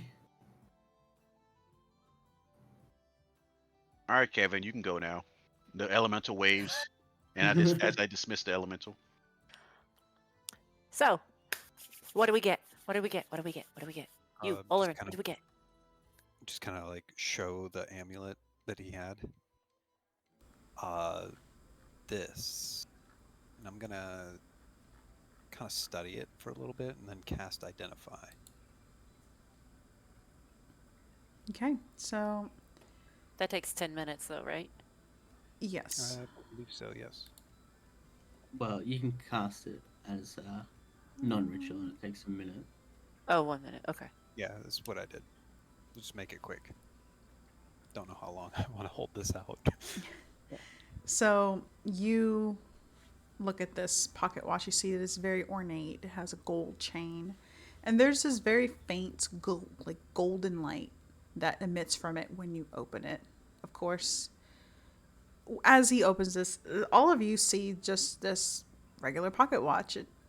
It's a little shiny, glows a little bit, but it's not anything magical. It sounds broken because there is no sound. You, Orlin, you hear the ticking. You can see that the face of the watch is showing a little miniature painting of the Witchlight Carnival, ringed by a hedge. And there's small little bits of light kind of floating around as if to illuminate, to show the little carnival lights, or perhaps even people. In this, you see that instead of it showing kind of just a quick observation, you would assume that, but then when you kind of look at it a little bit more, you see that what it actually does is it's actually tracking time, not in the way that a normal watch would.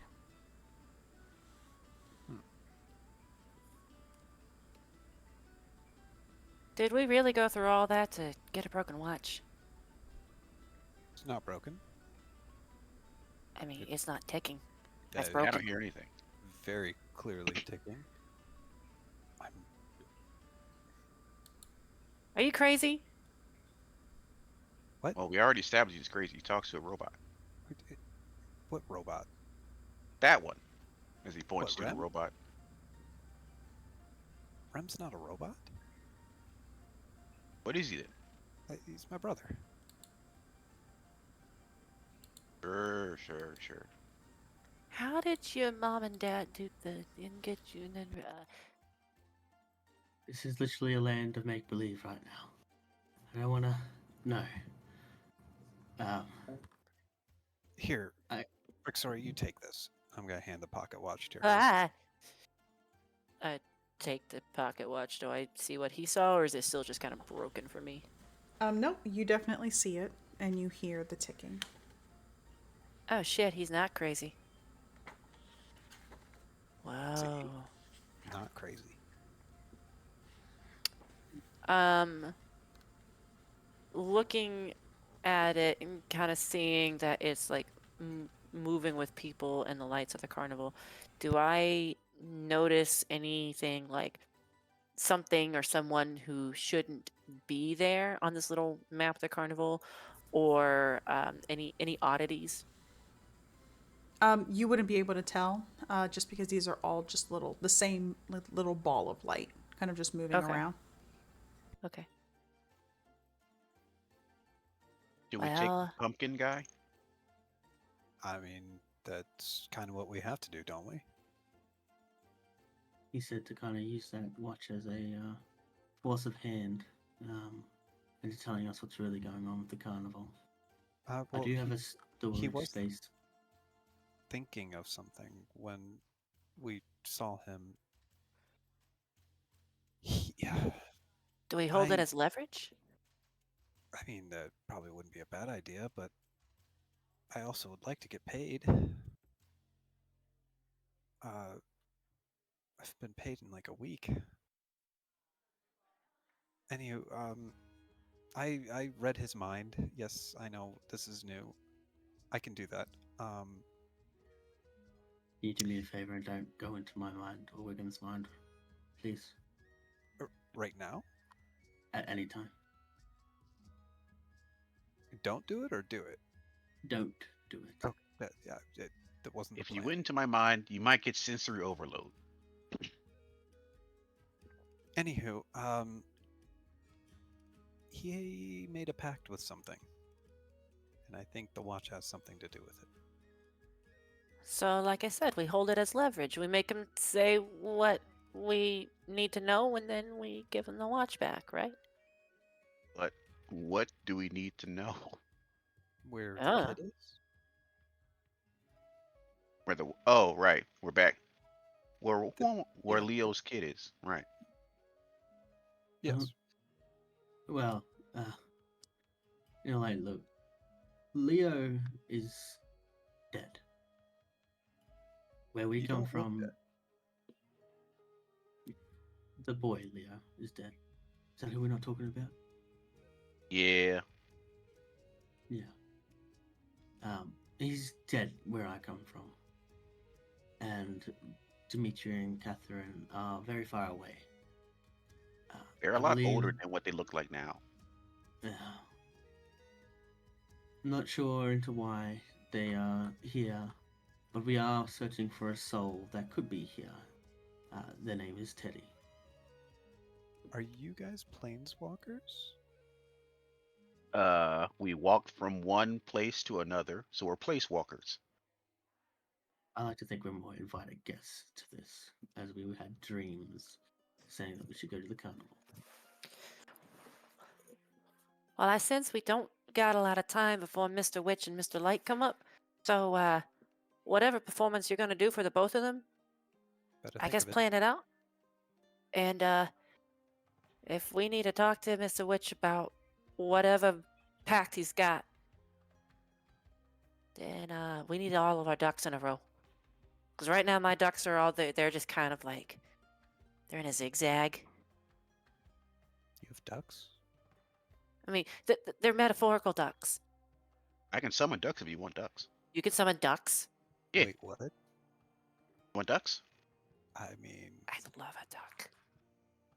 Wiggum Now we're takes wasting about time 6 with ducks. seconds. You better believe I am. To summon, I believe a duck is like less than a quarter creature. To Yes. summon 8 ducks. Oh my god. Is there anything you can't do? He just kind of, when he summons them, he kind of puts his hands together, rubs them, and then he drops like an egg, and then it cracks immediately and forms a fully grown duck, and does this 7 more times until 8 ducks are there. How have we never heard of you before? You're like one of the best magicians around. I try. And now I just tell the ducks to follow you around. Oh my god, they're so cute. Okay, wait, I love the ducks. I love them. I'm gonna keep them forever, okay? But we gotta Well, for figure the next out. hour, you can keep them. Oh, I'll cherish every moment with them. So, at this point, once the ducks have finished being summoned and they just kind of do their duck thing, you hear voices any coming grapes? from the tent. They are rushing. You see Mr. Witch looks panicked. He's kind of patting at his clothes. Just, have any apologies. Have any of you seen a watch? And he looks over at you, Frixori, as you're still holding onto this watch. Oh, yeah, it kind of dropped and opened up and now won't close. What is this exactly? It's just my watch. It's a family heirloom. Nothing for you to worry about. Please. And he holds his hand out. And Baxi will hold his hand out. I could take that and put it away. No.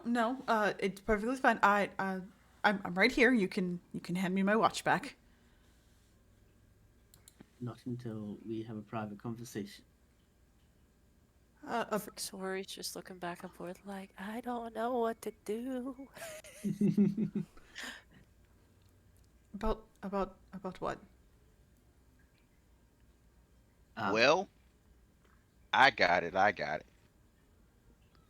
Wiggum cracks his fingers. All right. So, we have a couple questions. One, why are people disappearing in your carnival? Two, what's this whole pack thing about? And three, can I get some more popcorn? That's pretty good popcorn.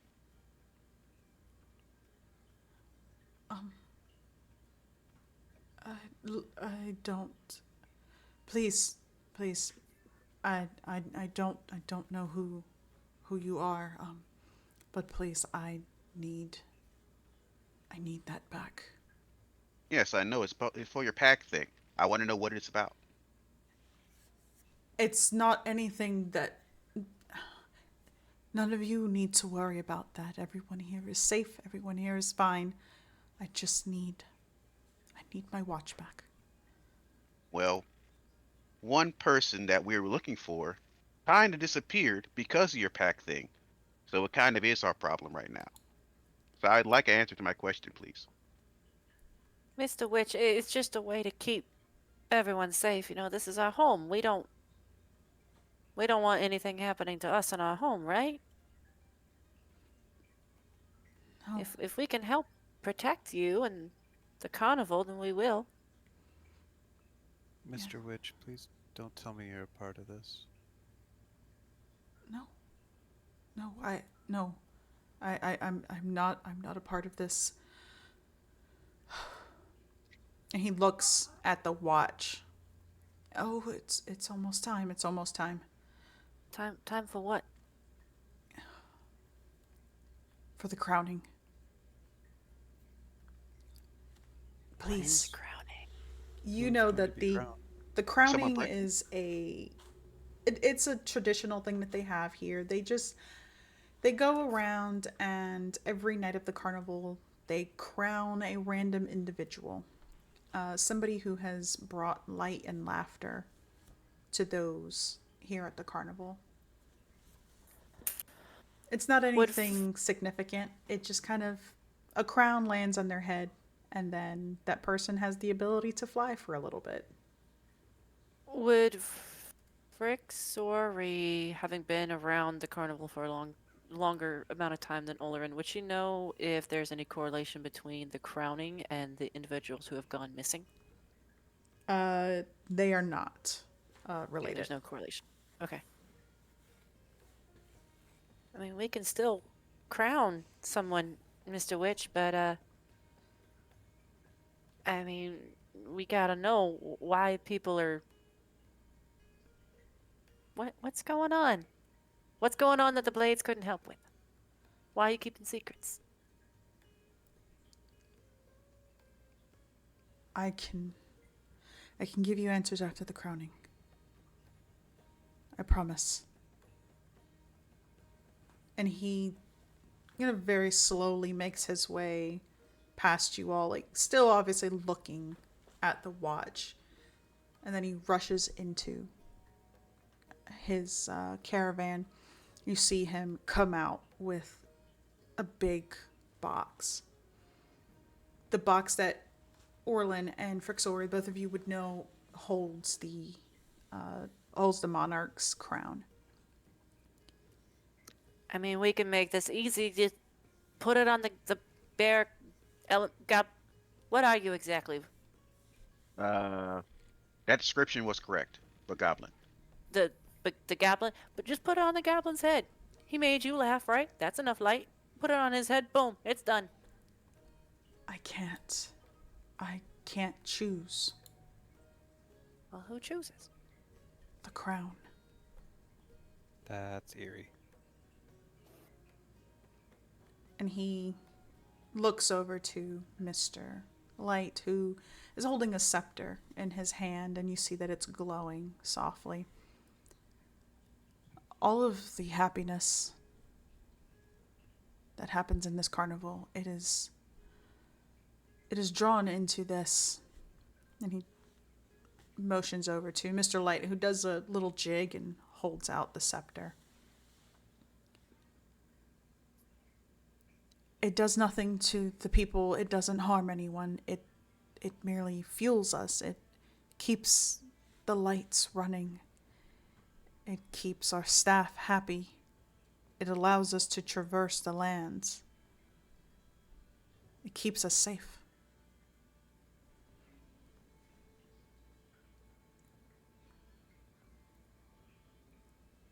Frixori's gonna look down at the watch and then is gonna look at the rest of you guys. I mean, this has been my home for a while. I can't just give this up to you guys. That's fair. We're not asking you to give up your home, or this carnival, or the happiness that it brings. We simply want our friend back. So, does this crowning thing just has to happen for us to move to the next thing?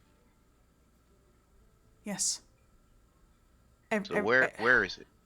In Where is Big it at? Top. In Big Top. Everything All needs right. to be on time, please. And he's kind of like walking and almost like ushering you to follow after him. Wiggum kind of makes a grand gesture, like he's about to cast a spell, and then he pulls out a pencil.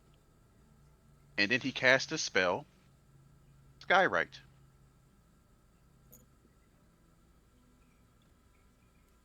Please gather at the big top for the crowning of the monarch.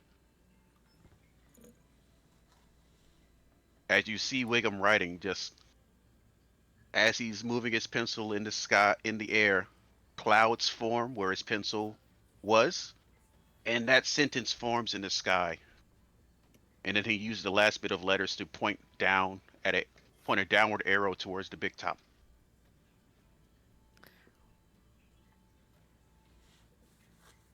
And so you all make your way over to Big Top. You see that Mr. Witch and Mr. Light seem obviously a little out of sorts. Mr. Witch, obviously, because he's missing his watch, but he puts on a smile.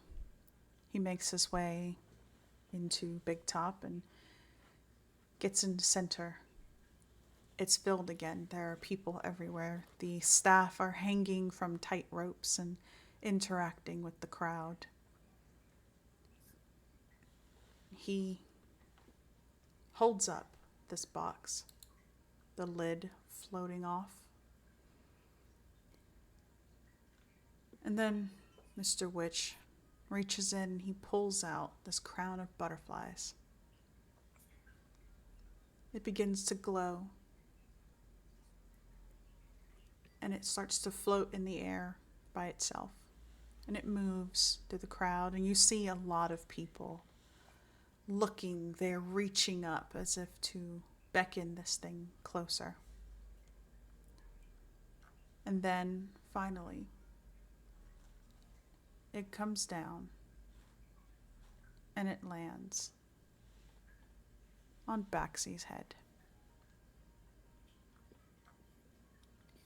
I did not see that coming. Me either. Because you're He's such a gonna- bright light of goodness, I guess. He was for a good 45 minutes. So, Uh, Baxy, as soon Just as this couple hours. crown lands on your head, you feel happiness, you feel warmth. You see Mr. Witch and Mr. Light begin to approach you. They are excited. You see that there are little fireworks exploding inside of this tent. Everybody's cheering for you. There's so much happiness, so much excitement. And they lead you over to a mermaid. She's sitting in a big fishbowl. One big wave of their hands, and the mermaid, who has a gold plaque in front of her that says Palasha, she begins to sing a very joyous song. You see pixies and fairies begin to float around you. One of them, again, looks very familiar. And she floats up and grabs you by your cheeks and gives you a little kiss on the nose. I had fun with your name. You can have it back now. And she twirls away, leaving fairy dust on your shoulders. When the song is finished, Mr. Light begins to gather the people together. You see them all, not even in a line, but just more surrounding you. They're all singing, happy. From further back in the crowd, you can see little Leo, Catherine, and Demetria. Little Leo waving at you excitedly. His mother and sister enjoying this, but obviously still a little hesitant about you. I think if he sees little Leo, and if they were a bit hesitant, whatnot, you said the crown gave the gift of flight. Yes. He would fly straight over to Leo, put his hand out to Catherine. If she doesn't take it, that's fine. But we want to essentially relive the moments of happiness that he first did with his kid and bring him to the center so they can join in with all the ceremonial celebration. And right before your eyes, you all watch as the little pink fairy wings that Baxy has on his back grow. They become very large, iridescent. And he begins to fly his way over. Reaches out, and you see Catherine, hesitant. Her mother looks at her and gives her a nod. Little Leo doesn't think twice. He takes your hand. You bring them back into the middle of the crowd, and they're dancing, they're singing, they're playing, they're clapping. And Baxi, for a moment, you could swear that you see Demetria smiling.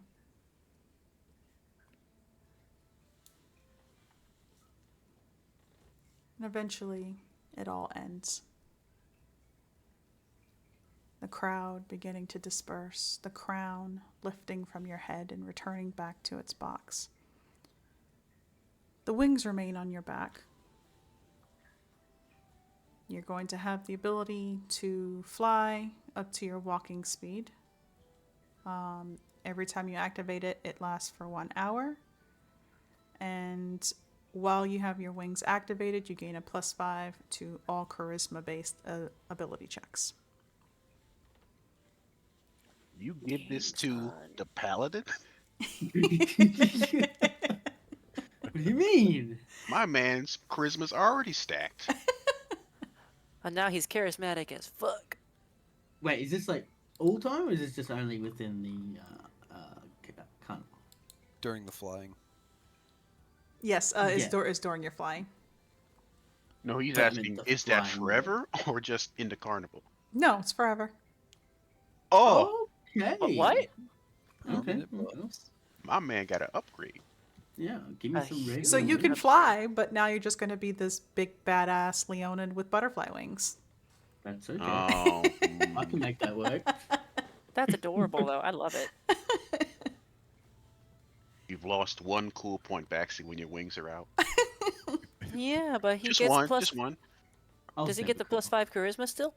The +5 whenever his wings are out to his ability checks. So dang.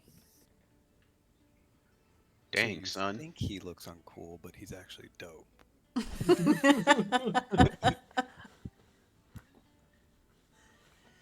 So Yeah. the crowd begins to disperse. The festivities ending. You can see that it almost appears like dawn is approaching. Mr. Witch and Mr. Light rush over to you.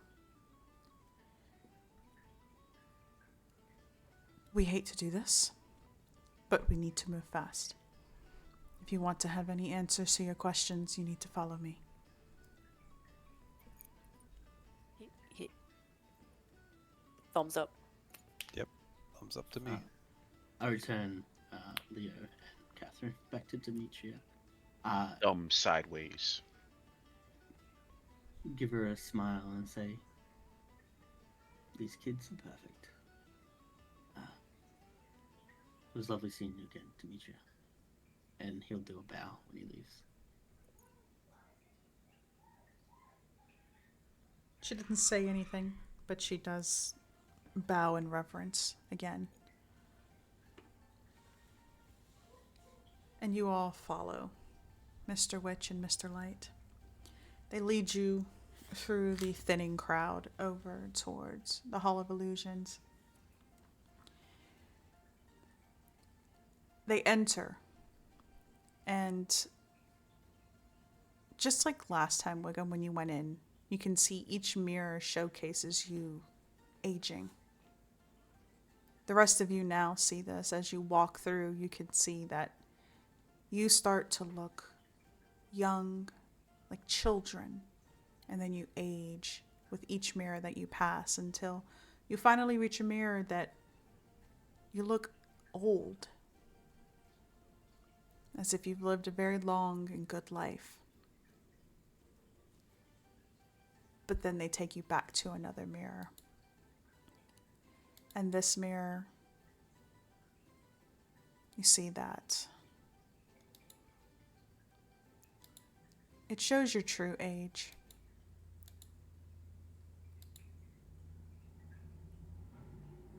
You see that Mr. Witch and Mr. Light gesture towards it.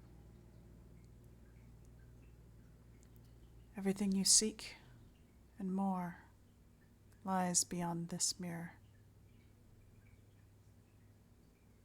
If you mean to step through, then stand in front of the glass and repeat this rhyme. Hither, thither, here and there. Wander yonder, show me where.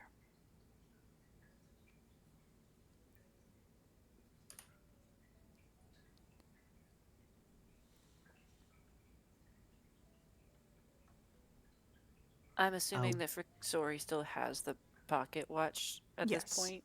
Yes.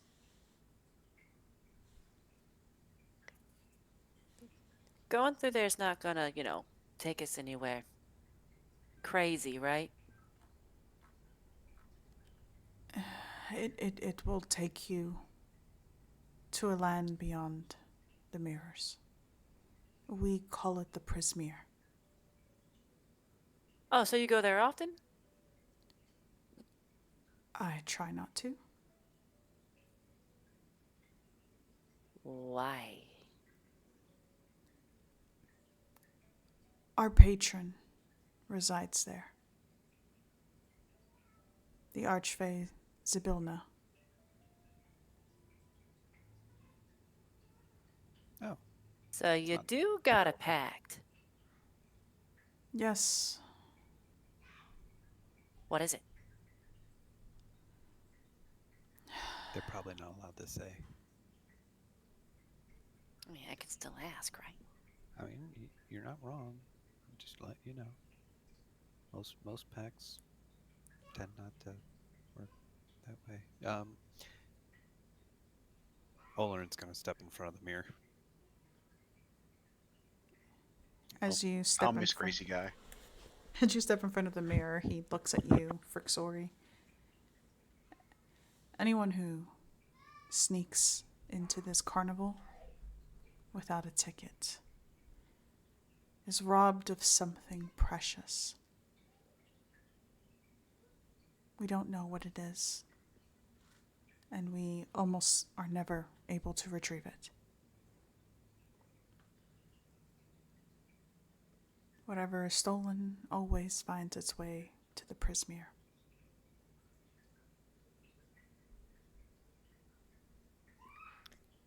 Uh, that small child that I saw the last time I was in this mirror place, I would like to just. By the way, have you seen like a small child with like a? Did she have a mask or something on her face? I can't remember. You mean Sow Pig? Well, I didn't know her name, but yeah. Yes.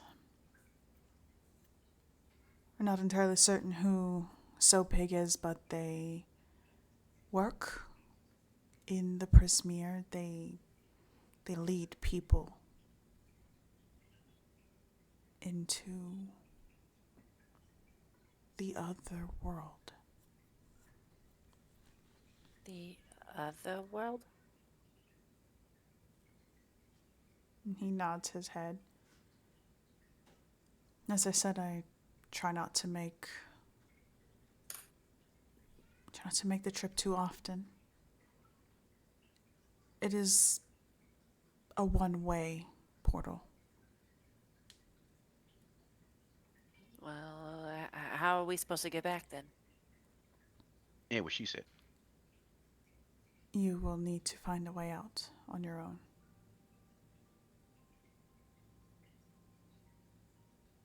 Uh,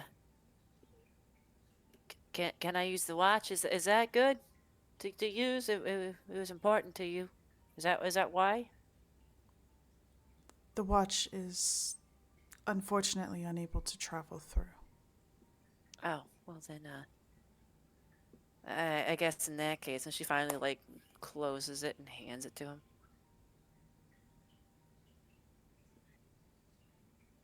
He through takes the it. mirror. I was gonna ask, through the mirror, does the reflection of Baxi, is Leon in form, or It is your Leonin form.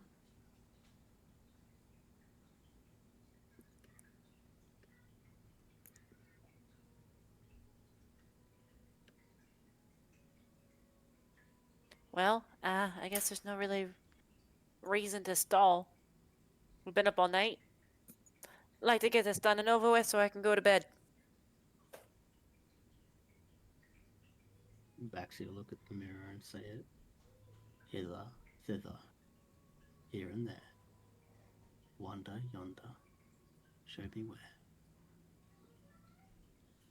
And he'll step through. I'll miss Baxi. You don't miss him? I said I'll miss him. Oh, miss.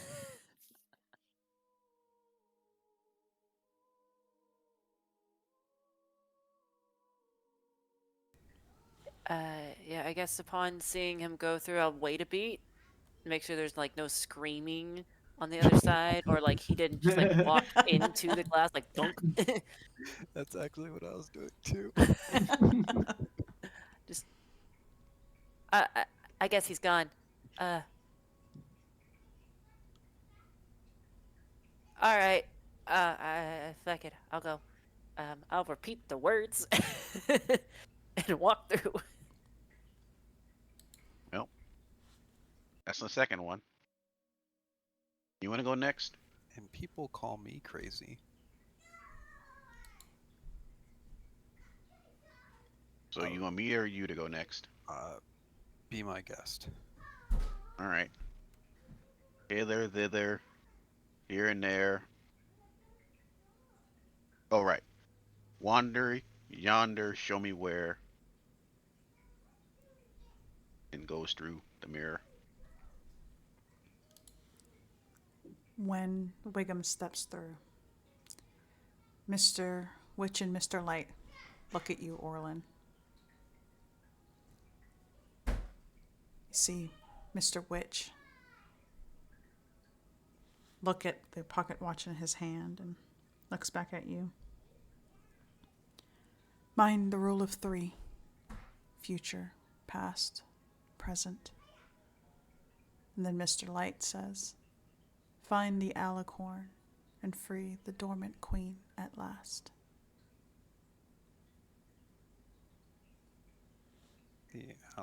What? And it's almost like you're now looking at them through a mirror. Everything just seems blurry. And you realize that you are now on the other side.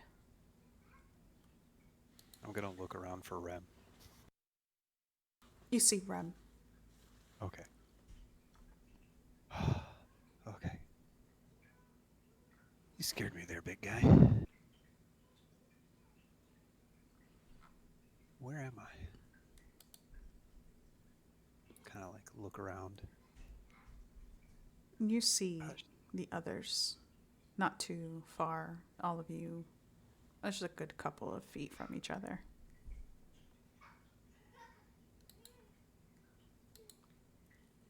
And Rule of 3. Except Baxi's he's now a Leonin, a 6'5" Leonin. yes, you are now Leonin. And Wiggum is to look up. So future, present, past. What was the second part? Hello? Something about alicorn. Hold on, let me get it. Free the alicorn, or find the alicorn and free the dormant queen at last.